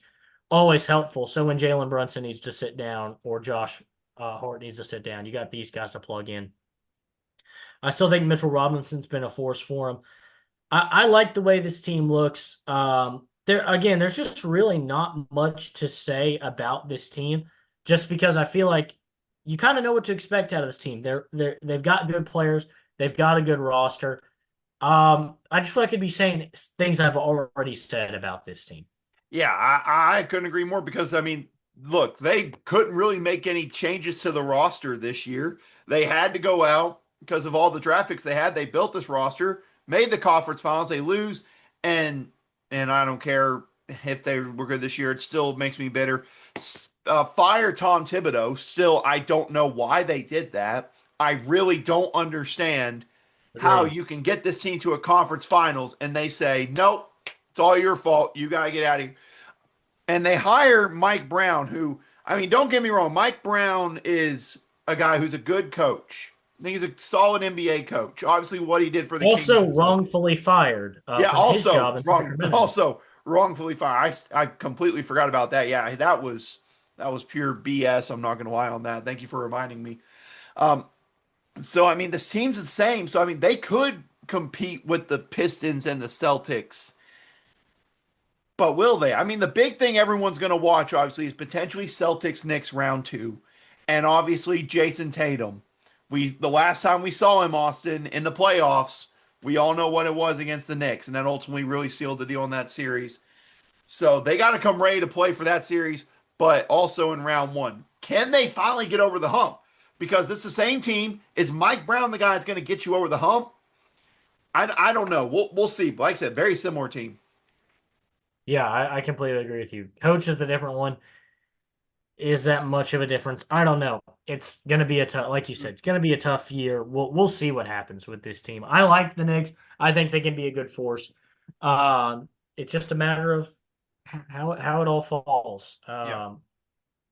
Well, let's talk about the Cavs, a team that did make some moves. This is the team that moved on from Isaac Okoro this offseason. They made the Darius Garland move to bring in James Harden. They brought in a lot of guard help, and I see what they were trying to do in some of these moves. You bring in Keon Ellis, Dennis Schroeder. You're looking for, and Dennis Schroeder, you get a decent defender, but also a guy who's got postseason experience, can help kind of elevate this team that time of year. You also talk about adding Keon Ellis, purely just a defensive add here and a great talent. So good on them. And I thought, hey, add some defensive pieces for the bench to get behind Garland and Mitchell. And that way you've got pieces because Lonzo Ball just didn't quite work out this season like they were hoping he would. Um, but then the big thing for me, you have this Darius Garland move come through. You get James Harden to come in. And we talked about it. To me, this is like, yeah, right now, James Harden is playing and Darius Garland's not. So, like, that helps you. But Harden's not any better of a defender, Mm-mm. and he's a bunch of years older. Yeah. Um, in the long term, I just don't know that this helps the Cavs that much. They get the 4 seed, which I think they could have gotten with Darius Garland. Yeah. Um, but I will say this, in the same amount of production, both played 26 games this regular season for the Cavs. Harden at 20.5 points, Garland at 18 points per game. Garland shot 36% from three, whereas Harden shot 43%. And Harden shot 46 from the field, where Garland shot 45 from the field. Um, and you talk about as far as being a producer, Harden with the 7.7, Garland averaged 6.9. So similar numbers, but in all those categories, Harden is better. So I do get right now, Harden helps you. Long term, though, especially with what we saw out of Garland when they kind of let him cut it loose in those last 19 games for the Clippers. I Yeah. think this Yeah. one's going to come back to score. I think for me, for this to be the right move, you have to win the finals, Mm. or you have Yeah. to at least you have to go to the finals. Because Garland could get you a first round exit. Garland could get you a second round exit. Garland could have gotten you a conference finals exit. Harden has to win you the Eastern Conference, and I think really to me he has to win you a title. Yeah, yeah. I mean, I agree. I mean, whenever the trade happened, I mean, I was over the moon about it as a Clippers fan from the factor number one. Well, I never liked James Harden on the Clippers, but number two, look at the age difference. It feels like the Cavs tried to speed things up in contending. They're like, well, we don't want to wait around for Darius Garland to continue to develop. We want someone who's going to do it right now. And they're like, well, James Harden, that's perfect. And I want to believe in that, but like you said, I really don't see a difference in this team. If anything, they're actually worse on the defensive end this year. Obviously, not him or DeAndre Hunter having as much of an impact. Just feels like it's a disappointment of a year that they weren't better than what they were. At least to me, it kind of feels like they were a bit of a disappointment. Um, Again, I don't think he'll really help you. If anything, it's going to put you in a spot where, you know, James Harden, I mean, he's 36. Donovan Mitchell's about to enter his 30s. Your guard room's going to start getting old really soon. And now you're in a spot where you'll have to replace point guard when you had point guard set for the future with a 26-year-old point guard that you could have kept for definitely at least over the next 4 or 5 years. So the offense has to be there again. It's just really the question of, can James Harden carry this team to an NBA champ to the NBA Finals? I'll be flat out honest with you, and pardon my language, hell no, I don't see that happening. I just don't see it happening. And also just the failures in the playoffs with this team in recent years. They keep saying the lights keep getting are too bright. When are they not going to be too bright for this team, and they are going to take that next step and compete? And look, I'm going to come out and say it. Donovan Mitchell had runs in Utah. It's not Donovan Mitchell. Right. Um, yeah, it's the rest of these guys. When is Mobley? When is Jared Allen? The point you hinted at, and I think this is where DeAndre Hunter was not good this year. He shot No. terribly from No. three, and he played terrible defense. And DeAndre Hunter is a 3-and-D guy. Like, Yeah. if he can't do either of those things, he can't do Yeah. anything. Exactly. Where this team needed an upgrade and where this team has needed an upgrade for the last however many years since getting Donovan Mitchell and what they tried to do with DeAndre Hunter, they need a better three. Yes. That's what they need. Again, we talked about it. Harden's numbers are slightly better than Garland's in the same game sample size, which is kind of funny that it worked out that way. They both ended up playing 26 games in the regular season this year Yeah. for the Cavs. So it's like a perfect even example. He's a little bit better than Garland. So you got, yeah, a little bit of production in just about every statistical category, and he shot the ball a little bit better. Sure. But you could have gone so many other directions, Yep. kept Garland, and upgraded this three position, which is what they need. They need somebody at the three that can make a difference defensively and offensively. It's what they tried to do with Hunter. He took such a huge step. And Yeah. it's honestly breathtaking. It's very fair point. It's a very fair point. So for this team, that's where they need to upgrade. And by going out and getting Harden, it's kind of, yeah, it's the wrong way to jumpstart this team. To me, obviously, they play in round one in an interesting round one matchup. If they go out in round one, they got to be aggressive this offseason at that forward position. And they say, we've got to go get someone big defensively or offense, someone that's going to come in and make a true impact consistently in the lineup. They have to do that if they don't get far in the playoffs this year. Otherwise, this is just all failure and a waste of time in this Donovan Mitchell era. Yeah, I agree. I think you got to make a big, bold move, spend some draft picks, and upgrade this team because yeah, we'll see what happens with Harden, but I don't think it's the right move, especially when we come into this playoff time. Honestly, yeah. But let's talk about the Toronto Raptors, a fun Woo! team that rises all the way up to the fifth seed. And look, they just have a bunch of lanky, Yeah. guard forward combo guys, and it worked. Scotty Barnes played 80 games this year. He averaged 18 points. Brandon Ingram, 77 games, 21.5 points, shot 38% from three. RJ Barrett, averaging almost 20 points at 19.3, 57 games played. It's been the biggest issue with him this season. Quickly having a great performance. They've put a lot of great guys on the team, and now it's about getting delivery and execution out of them. I think they've got a fun team. I like it. But can BI and RJ Barrett rise in the playoffs? Can they really be the big time playoff performers? That's what I'm curious about because I think for both of these guys, in my opinion, this is easily the biggest postseason of either of these guys' career as far as being leaders go. You're going to be a fifth seed team. You're going to get a matchup with the Cavs, a team I think is beatable Mhm. for them, especially with their kind of their size and their lankiness again all the throughout. They're going to look. Let's just put it like this: Harden and Mitchell are mismatched here. They're not very good defenders. They're going to be playing against some good sized guards here. You think about quickly. RJ Barrett is like 6'7". Grady Dick has good size if he ends up playing. Jamal Sheed is good. I would even look at Markelle Fultz has gotten some minutes to close out the season and made kind of this he's made this playoff roster. I'd be interested to see what he could maybe do size wise. He's going to offer an interesting challenge, and he is a good defender. That's what we've seen on Markelle Fultz in his NBA career. He could be a guy that comes in and provides some good defensive minutes. Not that Quickly doesn't do that as well. But I think they offer some interesting challenges. But my big thing is can BI, can RJ Barrett, can those guys elevate and still be those elite scorers that they've been this season in this postseason when the lights are bright? Well, I'm just happy to see Toronto back in the playoffs again. Whenever they're at their best during those runs in the late 2000s, in the late 2010s, the environment at their games were unreal. Playoff time was unreal environments. I Yeah. hope we get those in this first round series with the Cavs. That's what I'm hoping for.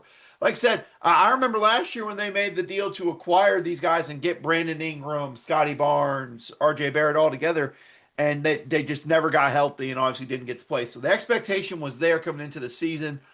All three of them delivered. To me, the question mark with this team is the guard play. Now you talk about Mayo quickly. He's been dealing with injuries. He's not guaranteed to be playing in game one against the Cavs. And that leaves someone who I think defensively you can rely on in Jamal Shed, who obviously we all know from Houston what he meant there. Yeah. Essentially, you're having Brandon, if without him, you're essentially having Brandon Ingram or RJ Barrett, whoever it is, running the point guard position, essentially. And so it'll be interesting. That's the only thing I worry about in this round one matchup. I think they're better defensively than the Cavs. I think overall there's just more scoring options for the Raptors in that one. But with the Mayo quickly not being 100%, that's the question mark. Because when quickly plays, that can be a tough unit to go against, especially on the defensive end. Yeah. Let's talk about the Atlanta Hawks. This is a fun one. Uh huh. Look, they have Trae Young. They have, what's going to happen this offseason as far as an extension. What are we going to do? Uh, and it gets to the point where it's just not going to happen. This team has done all this work to load up the roster. Guys like Nickeil Alexander-Walker get put on this team as they think they're going to make a run. Luke Kennard was another big addition that they thought, was going to be big for them. But it's not working out. They have Kristaps Porzingis, just not what they thought they were going to get out of this team. And so they start tearing things down. They send Trae Young to Washington. They get CJ McCollum. They get Jonathan Kuminga coming over from Golden State. And it's like Corey Kispert also came in from that deal from Washington. Yep. And you just kind of think, hey, man, whatever happens at this point in the second half of the season, Jalen Johnson, boom, punch you in the mouth. Woo! Huge season this guy's had. And he's been developing into a star over the last couple of years. But with the pressure on him, the moment he took advantage. How about this? Nickeil Alexander-Walker goes from being a bench piece to a starter, 20.8 points per game from this guy. Absolutely blows my mind. He's been a fun guy to watch, but just the way he's played, 36 points against New York in a 3-point loss, 25 points against Cleveland, 21 against Brooklyn, 32 against Orlando. I mean, having this guy 30 points, he scored 41 points in a game against Orlando in March. I watched this game. I couldn't believe it. And he just is hitting his shots at such a high level. He's a great defender. Atlanta has got a lot of great pieces. But talk about Onyeka Ngakwu and what he's done this season, really coming into his own now that he's been allowed to be kind of the leader at center for this team. Jonathan Kuminga, only Oh, boy. 16 games for this team, but he has delivered in a big way in Mhm. 16 games. You don't have to talk about what Dyson Daniels has done for this team. Elite defender who finds a way to contribute scoring the ball. Not a great three-point shooter, though, but that's not what they're leaning on him to do. You wish they could get more out of Sachet. Uh, Kind of just mind-boggling how dull he has been after being a number one overall pick. I mean, look, we talk about it. It was kind of a whatever kind of class, but even in a whatever class, you got to be better than this. Yeah. Like again, I saw somebody talking about a redraft, and he's not a top 10 pick in that draft. You just wonder like what's going on with Risachet? Can they get more out of him? But they've had a lot of great pieces and a lot of great contributions out of this team. CJ McCollum has been awesome. 18.7 points per game, shooting 35% from three. He's become just this awesome leader, and he's a guy that I love watching. But for him to get these meaningful reps now and back to playing on a playoff team, CJ McCollum playing great ball on a playoff team is what the NBA needs for viewership. And so now they're getting that with the Atlanta Hawks. May I present to you, ladies and gentlemen, wild card number one in this Eastern Conference. Again, there's another one down the line that I think Austin knows who I'm going to be talking about, and that other one here in a little bit. This is wild card number one. Since the All-Star break, the only teams with a better record since the All-Star break ahead of the Atlanta Hawks, Spurs, Thunder, and Celtics. The three best of the best. The fourth one is the Atlanta Hawks. They have been on a roll. And like I said, I remember offseason, they signed Nickeil Alexander-Walker. They trade for Porzingis. And they make these moves, and I'm like, wow, they're trying to compete with Trae Young. And then the deadline happens where they get rid of all the pieces. They bring in Kuminga and them. And I'm like, they're really just like, hey, like you said, whatever happens, happens. And then they just go on a tear. I mean, Kuminga's come out and really, I don't care what it sounds like, make the Warriors look like idiots for that whole fiasco that was going on there. He's been impactful. Nickeil Alexander-Walker's been great. We know how great Jalen Johnson's been. CJ McCollum, whenever he's gotten the opportunity to play, obviously. Again, this is a team that is playing red hot basketball right now. I tell you what, I feel like the Knicks really wish they would have rather have gotten the Raptors than the Hawks in this 6 seed matchup in round one. The Knicks are playing the most red hot team in the NBA right now. That's not one of those juggernauts. And like I said, it's house money for the Hawks at this point. They got nothing to lose. They're in the offseason with a lot of question marks no matter what happens this playoff run. So they got nothing to lose. That makes them dangerous. And it's why they're my first of, obviously, I'll dive into my second one later on, of just the wild cards in this entire East. Yeah, they're just an unbelievable looking unit. They are. I'm trying to get their draft picks pulled up because I want to say that they have a. Oh yeah, they do have a pretty good pick here. Yeah. They Yep. have the pick swap With the between Milwaukee and New Orleans. Yep. Derek Queen deal. Remember the Derek Queen trade that happened at the NBA draft last year? For those of you who don't know, Milwaukee's in the lottery as the 11 in the East, and New Orleans is in the lottery as the 11. And they get to say whichever one is better. We'll take that. Yeah, we'll take that one. I mean, in a great draft class where even picking at 14, you're going to get a generational talent. Hey, I'm just going to leave this here. If you're having questions about what you're wondering at point guard, I hear there's a great one from the University of Arkansas who could be a great scorer to help your team. And then they'll get, this is confusing. So then the Spurs will get, I think this is part of the part of the DeJounte Murray deal. DeJounte Murray trade. San Antonio will receive the more favorable of its 2026 first round pick and Atlanta's 2026 first round pick. Utah will receive the most favorable of its 2026 first round pick, protected for selections 9 through 30. Minnesota's 2026 first round pick and Cleveland's first round pick.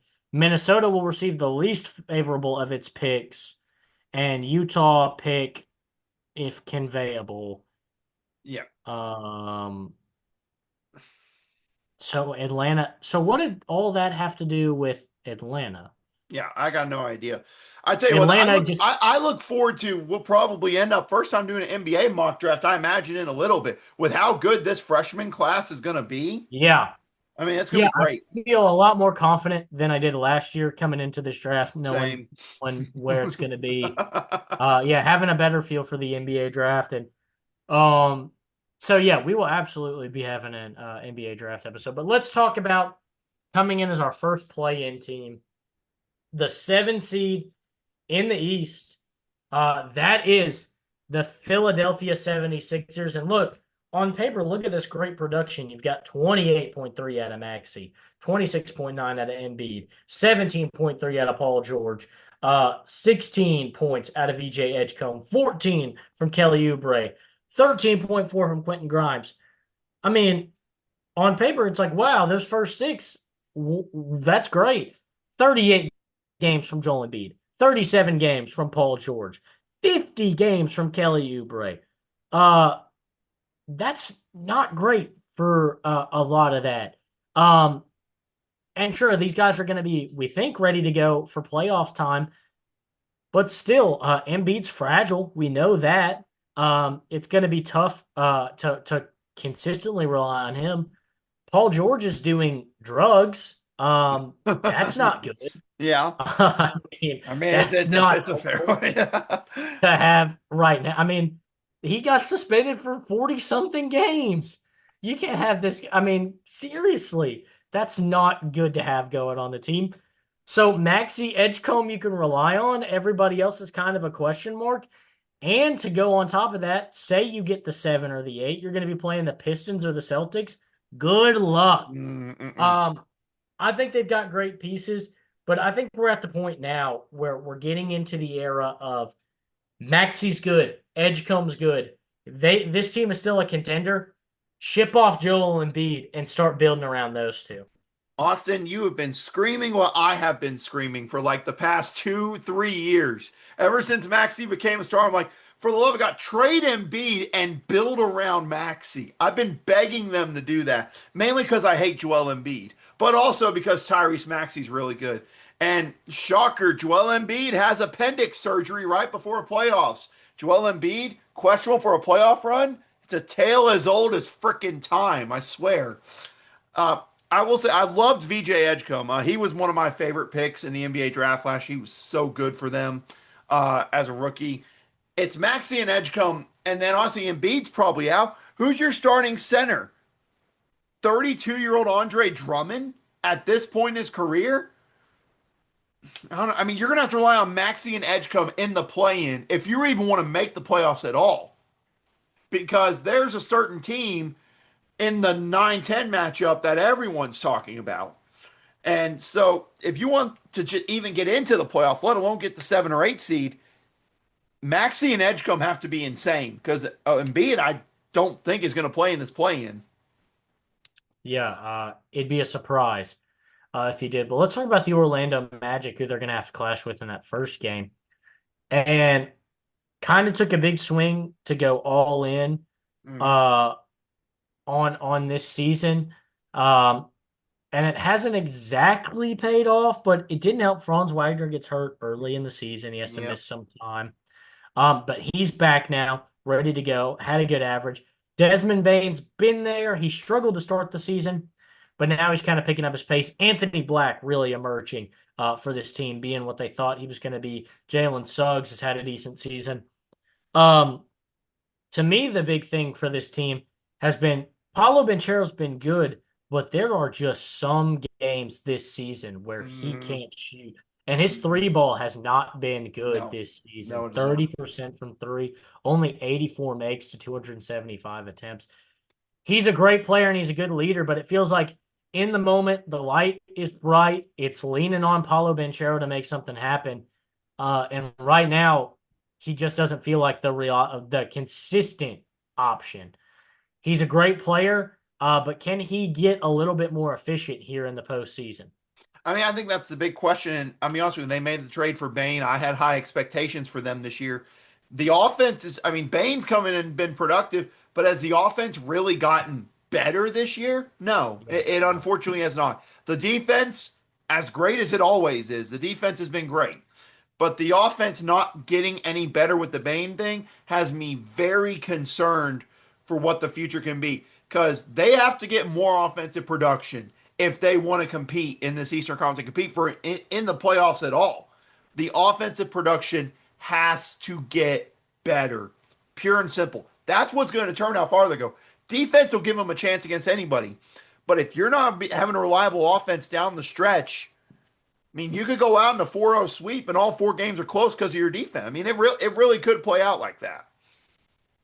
Yeah, absolutely. I'm with you there. Well, let's talk about Charlotte. Woo! This is a team that's put a lot of good stuff together. Lonzo Ball having a great season, averaging 20.1 points. Con Knuckle, this is an awesome performance from this guy, Oh my gosh. 18.5. Um, has really had a phenomenal rookie year. Been a big piece, 42.5% from three. Kobe White is a great addition that this team makes. Ryan Kalkbrenner, not enough people are talking about how good Mm-mm. he's been. Ryan Kalkbrenner is exactly what is wrong with the NBA draft right now. It's why Oh the my NBA gosh. desperately needs to expand by like 10 teams because Kalkbrenner's a senior at Creighton or a junior, and teams are just like, well, he's too old. I'd rather have a young guy. Did you Dude, not watch the man in college? this Come guy on. shouldn't be a second round pick, but because of his age, he is. And now he's playing phenomenal basketball for the Charlotte Hornets. If you notice, there's some names I skipped over who have been solid contributors. I'm not going to talk about them. I don't I don't care for blame them. you. I think either of them should be allowed to play NBA basketball. And I know one of them leads the team in scoring. He should be in prison. I'm sorry. That's the standpoint I'm going to stand on this guy for the rest of his career. Well, Was he young? Did he yeah. make a bad decision? Sure, but he made a really, really bad decision. Like one that, and he didn't face any consequences for it. No. Some would say Nate Oates. Wrong place at the wrong time. Yeah, Yeah, because that's what makes sense. Yeah, well, I don't want to discuss either one of those two. I want to talk about LaMelo Ball and Con Knipple. What those two have done this year. This is the best offense in the NBA. They are so much fun to watch on the offensive end. Obviously, the caveat, they're not the greatest defensive team in the NBA. I will say that as a fact. But they're the number one offense in the league by a wide margin. I mean, I truly think they're that good offensively. Um, Con Knipple led the NBA in threes as a rookie. I don't think that's ever happened for a rookie to come in and lead the NBA in threes. It's just phenomenal. I don't think so. I really can't think of it. So they have the pieces and some great guys to contribute, and the offense is going to be there. But what's going to be there defensively? That's going to help them. And if their defense can step up even the slightest bit with how good this offense is, you want to talk about them potentially meeting the Pistons in round one? I think the Pistons would win, but I think that'd be one heck of a 1v8 series. Yeah, I think the big thing going for the Hornets that I do like is that though they don't play good defense, they play really, really good offense. And if they can get their offense going and swing, no matter who they play, Mm-hmm. you're going to have to start to match their numbers. And that's what I think a lot of teams are going to have to worry about playing the Charlotte Hornets is if their shots start falling in, you're going to have to play them to 130. You're going to have to be able to score that many points. So we'll see. If you can get stops, you can beat this team. But if you can't get stops, you're going to be in for a long You night. better be ready to Um, score 130 points if you're not going to get stops. You better be ready to score 130. Yeah, exactly. So let's talk Miami Heat, the last team that we have to talk about here in this playoff structure. And with the Heat, it's been a little bit surprising. Bam Adebayo scores 83 points in a ball game, and that's awesome, and it was cool to see happen. He's averaged 20.1 points per game, not even a leading scorer on his team. No. Norman Powell, what a season he's had in Miami, to go along with Tyler Harrow, both also averaging over 20 points per game. Jaime Jaquez is finally coming in and locking in and being that player that they thought he was going to be. Wiggins still having a 15.4 points per game. I think they've got a lot of good pieces and a lot of talent.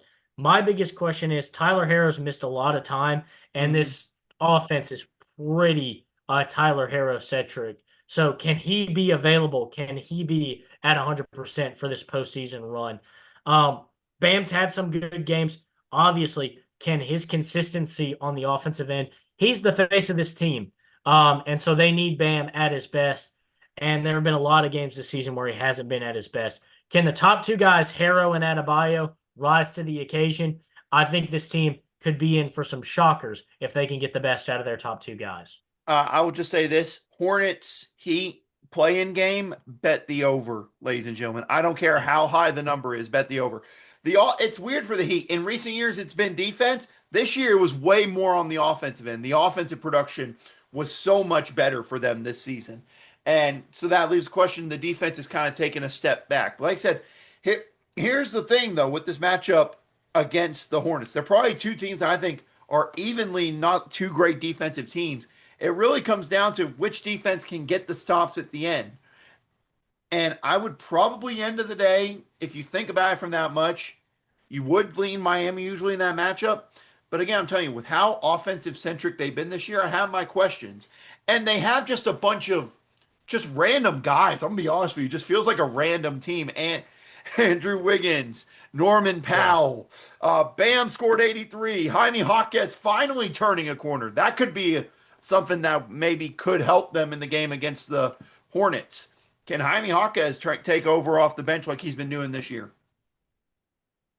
Yeah, but look, we've previewed all the teams. We've got through the hard part. Now, let's look at these teams and what we think they're going to do here. Let's start in the East. Let's start in the play-in. 7 versus 8. Philadelphia versus Orlando. Who clinches that 7 seed? I will be the biggest Orlando Magic fan on the planet when this game happens, in hopes that this leads the Sixers in the right direction. But as far as it goes, I think the post play down low, I think the center position, I think Powell can have some good play against the post play down low in the front court for the Sixers without Joel in them, obviously. And I think the guard play for both teams evens out, so it comes down to which matchup I like better. I'll pick the Magic to win. Yeah, I'm with you here. I think Orlando has the advantage down low if Joel Embiid's not going to be ready to go for this game. I think that's enough to help them out. They've got so many pieces on the perimeter too. Can you keep up with them? I just don't know that Philadelphia is going to be capable of it. I like Orlando to win that matchup. Then for the right to play, in both of our books, the Philadelphia 76ers, Charlotte versus Miami. Who do you got in this one? This Hornets offense, I mean, they've been one of the best teams in the NBA really since the calendar turned to 2026. I'm not betting against them now. I'm going to pick the Hornets to win this game. I'm with you. I like Charlotte to get the job done and to push it past Miami. I just don't know if they're going to be able to get the best out of Bam and Tyler Harrow, which has kind of been some of the issues this season with Miami. So I don't know if they're going to be able to get enough out of their guys to be able to compete with this Charlotte team. They're certainly not going to be able to stop Charlotte, and I think that's going to be to their advantage. Um, then we both got Hornets versus Sixers. Who do you think takes the 8 seed in that matchup? Again, I think without Embiid in the matchup, they don't have Embiid, and it's just guard on guard.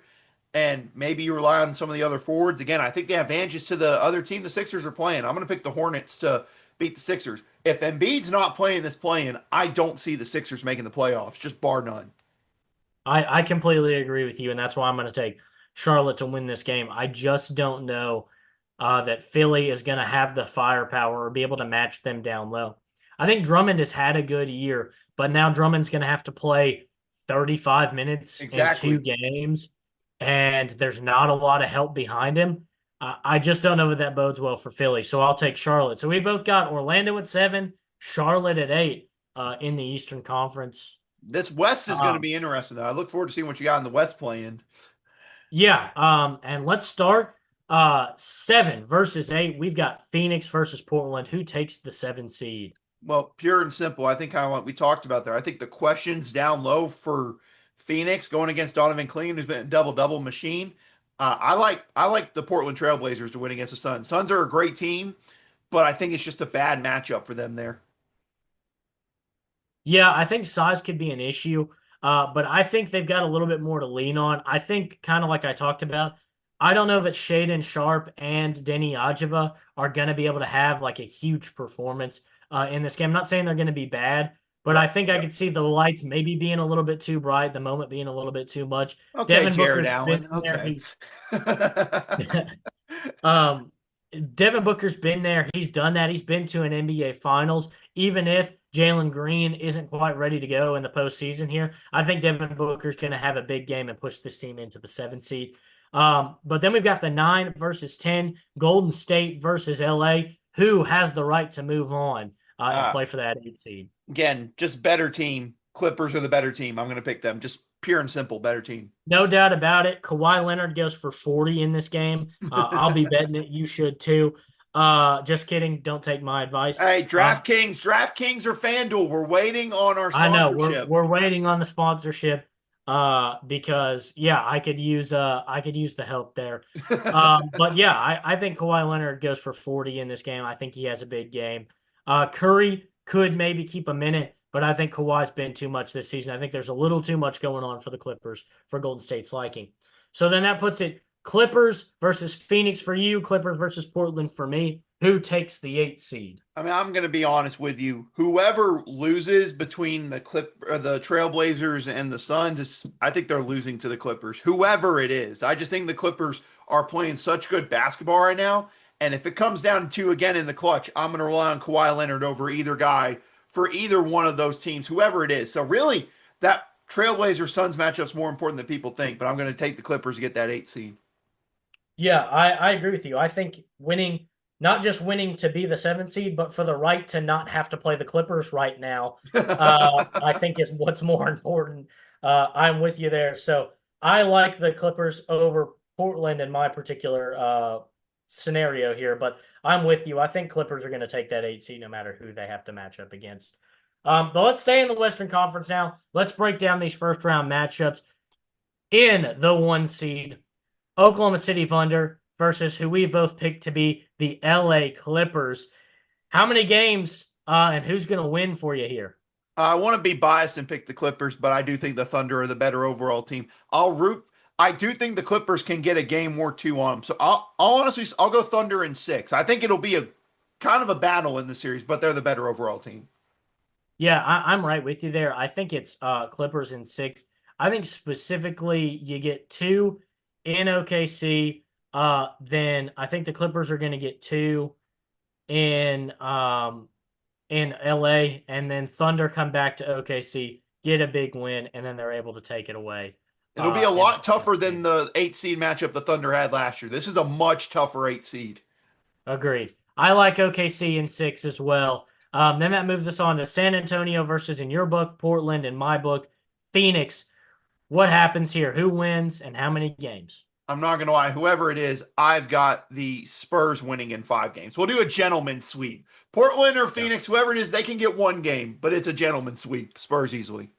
I'm not going to give them that much. With Phoenix, I think this is where the front court really shows its glaring errors. I like San Antonio in 4 games. That's fair. Anything That's more fair. than that is going to be a credit to why Devin Booker is a top 15 talent in the That's NBA. why I had Portland facing them. Klingon can sort of compete. Maybe he can have Yeah. one good game against them, so maybe they can steal a game. But I mean, it doesn't matter. It doesn't matter.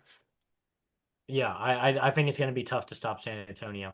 Then we've got number 3, guaranteed matchup here, Denver versus Minnesota. This is going to be a battle. It is unfortunate. Well, it's fortunate for us because we get to see such a great battle in the first round, but it's unfortunate for both of these teams because one of them will not make a deep playoff run like they rightfully should. So just for reference here, Jokic versus the Timberwolves in 4 games this year. 36 points, 15 rebounds, 11 assists per game. That's what he's averaging against the Timberwolves. Anthony Edwards versus the Nuggets in 3 games this year. 30 points, nearly 6 rebounds, and 5 assists. Anthony Edwards has averaged 29 points per game against the Nuggets in the playoffs in his career. Great series. I do think end of the day, with game 7 being in Denver, I think it's going to be too much for the Timberwolves. I'm going to pick the Nuggets in 7. I'm with you. This game goes 7. Both teams win 3-3, and they come into a scrap in Denver. I think getting to play in Denver and getting to play in the first round, and again, this team being a little bit more focused than they were coming into this spot last year, I like Denver to take it in 7 games. Mhm. Uh, let's take it on LA versus Houston. Who wins this battle between 4 and 5? Again, I just think with the injuries and Luca and Reeves maybe not being 100%, I mean, I'm just going to take Houston. Houston's a healthier team. And also, even though they may not have too many options, I think having Durant as a scorer can help them clutch in games. I'll take Houston win in 6.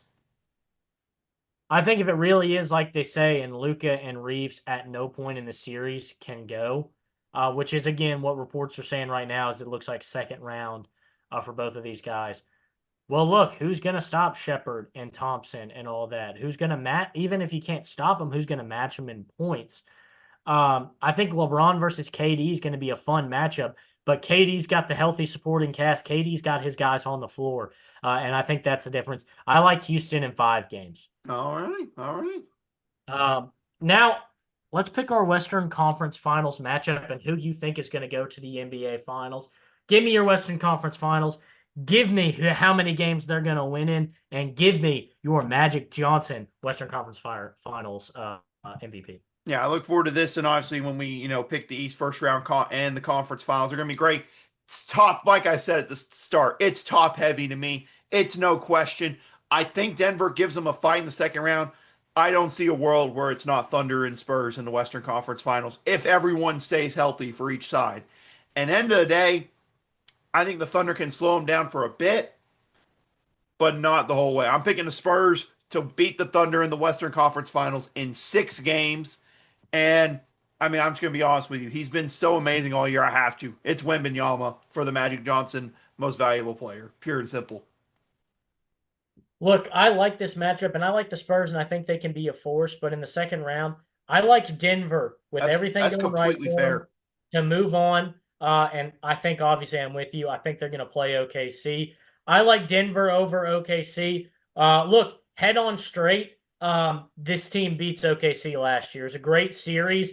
And Denver had a lot of great defensive matchups that made OKC uncomfortable. I think now playing at 100% and having a more efficient player in Cam Johnson to replace Mhm. Michael Porter Jr. going to be huge. I like Denver to win. I like Jamal Murray as our Magic Johnson Okay. Western Conference Finals MVP. And Denver takes it in 7 games. All right. Um, but let's spin to the Eastern Conference now in a 1 versus 8 matchup where we've both got Charlotte taking on Detroit. Who wins this matchup and in how many games? Similar to what I said in the on the 8 seed side with the West. Tough 8 seed matchup. Hornets offense gives the Pistons a fight. I'm gonna pick Detroit to win in. I'm gonna pick them to win in 5, but a quote like this could go to 6 games. It wouldn't shock me, but I'll pick the Pistons in 5. Yeah, I also like Pistons in 5. I'm very with you. Pistons in 6, I think, is an incredibly likely thing to happen. Charlotte's got that kind of offense where if they get going, they're gonna be tough to keep up with. So I could see them getting 1 or 2 like that, but with the defense in Detroit, they're gonna be able to make some stops. I like Detroit in 5 games. Um, let's take it to 2 versus 7, where we both have Orlando versus Boston. Who do you got and how many? I'll be rooting for Orlando. I love to hear the song get played. Just overmatched here. I got Boston in 4. Just clean sweep. Yeah, this is a sweep. Jaylen Brown's been playing like the MVP all year long, and now he gets Jason Tatum to take a little bit of that pressure off. Orlando is just purely outmatched here. I'm Mhm. completely with you. Boston in 4 games. Then we've got 3 versus 6, New York versus Atlanta. Who do you got? Tough series. Atlanta's been red hot. End of the day, though, I think I'm picking this one to go 7. I think this one goes 7 games. I'm gonna pick the Knicks to win Game 7 at home in Madison Square Garden. I'll pick Knicks in 7, but I mean, if Atlanta stays red hot, they could win this in 6 games. They really could. I think this is my big shocker here. I like Atlanta in 5 games in this series. Ooh, five I think New games. York's been a little bit off as of late, having to deal with injuries, guys coming off, going to try and get everybody 100%. I think Atlanta takes game 1 and Madison Square Garden. The Knicks are able to come back and make it 1-1. We get to Atlanta, and the hottest team in the NBA runs away with it. We come back to New York City in a 3-1 series where the Hawks are able to close it out. All right. So I like Atlanta to take it in 5. But I could see it going either way. If the Knicks can get going, they're going to be able to do what they need to do. I just don't know if they will. Then we've got Cleveland versus Toronto. Who do you have? Is the James Harden move good enough? I think it's good enough to at least get out of the first round. This is one I'm going to pick the Cavs to win in 6. I just think with my questions about quickly not being 100%, I think the guard play of Mitchell and Harden could be the ultimate difference in the game. But it's a close 6. I mean, this is very close to me going to Game 7 in Cleveland. But I'm going to pick the Cavs in 6 here. I'm going to take Toronto in That's 6 completely here. fair. I'm with you. I think it's close. I think they're evenly matched. I like what this team brings as far as moving the ball around. Look, the biggest issue, BI has been the best player for Toronto, and there's nobody on this team that can stop him. Mobley and Jarrett Allen are probably going to keep him a little bit away from the rim, but DeAndre Hunter's played bad defense all year, and Mitchell and Harden can't play defense. Nobody's going to be able to stop BI. Nobody's going to be able to stop RJ Barrett. And with the length and the size in Toronto, they are going to be able to make stops. They're going to be able to make Harden and Mitchell uncomfortable. So I like Toronto to take this one in 6.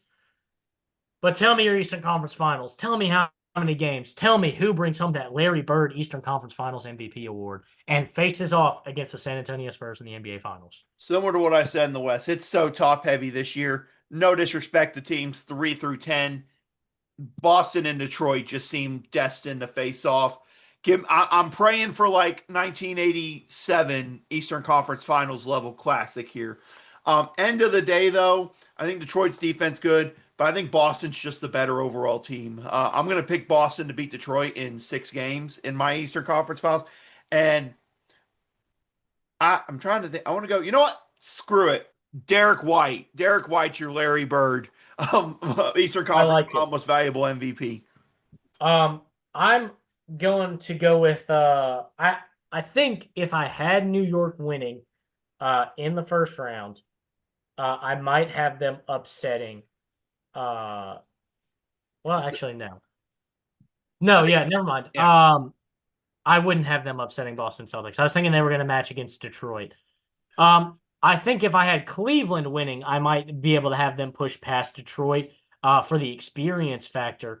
But look, they're going to be playing Toronto coming out of that coming into that second round.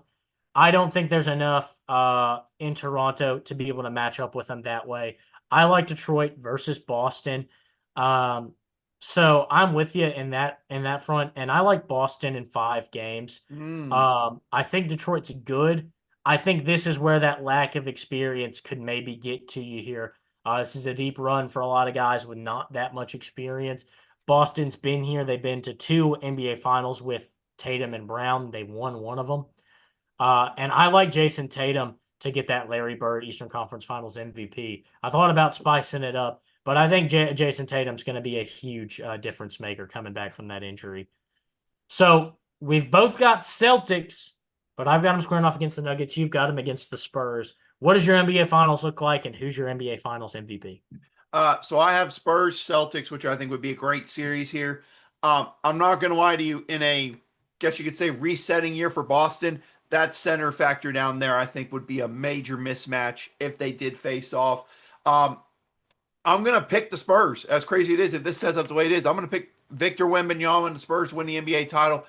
I'll pick them to win. I'd probably say 6 games as well. I think could go to a game 7, but I do think overall, I think the Spurs would be the better team in the matchup overall. I think if Boston had someone better as a whole at center, just more talent at center position, could be a different story.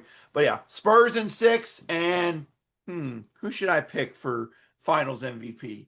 Who should I pick? I don't want to just pick Wemby. You know what? Give me De'Aaron Fox. Let's go De'Aaron Fox, Finals MVP. Why not? In this matchup, I think Boston could give Denver a fight, but I think the center position, matching up against the best center in the NBA, a guy who averages a triple-double, it's going to be a tall order for Vucevic. I like the Nuggets to get it done in 6, and I like Nikola Jokic to bring home his second NBA Finals MVP. Yeah. You know what? Screw it. I'm changing it. I can't do it. Victor's got to win Finals MVP too. I want to be fun with it for the Spurs, but I mean, it's Yeah. just I can't do it. I can't do it. But with all that being said, that's going to do it at the Bold Take Podcast. We've had Woo! a great episode being able to break down everything with you. Thank you for sticking through it. If you did, leave your comments on your finals prediction. I'd love to see kind of what everybody's thinking. And I hey, personally don't think, forget what's coming up next week, Austin. yep, Yeah. NBA, NBA draft NFL. preview, Yeah. our NFL draft preview, sorry, where we're going to make our mock drafts. But yes, I'm excited for that episode. You know, I've already been thinking about what's going to I'm happen. trying to figure out a fun place for Jeremiah Love to go. I'm trying to think of some fun places. I know. Spoiler alert, I'm probably not going to have him go in the top 5 because I just don't think it makes that much sense for I think Tennessee and New York would gain things by having Jeremiah Love, but I think that there's so much to get and so many more important needs for both of those teams that I think picking Jeremiah Love is a little bit of it's weird to say because I think Jeremiah Love might be like the second best player in this draft, but I Right. think it's a mistake just based on the way the teams are constructed. I think there's so many other places to fill, especially in Tennessee. Uh, but that's going to do it for us here at the Bold Take Podcast. That's Austin Waiter. I'm Austin Hill. And we want to thank you for listening.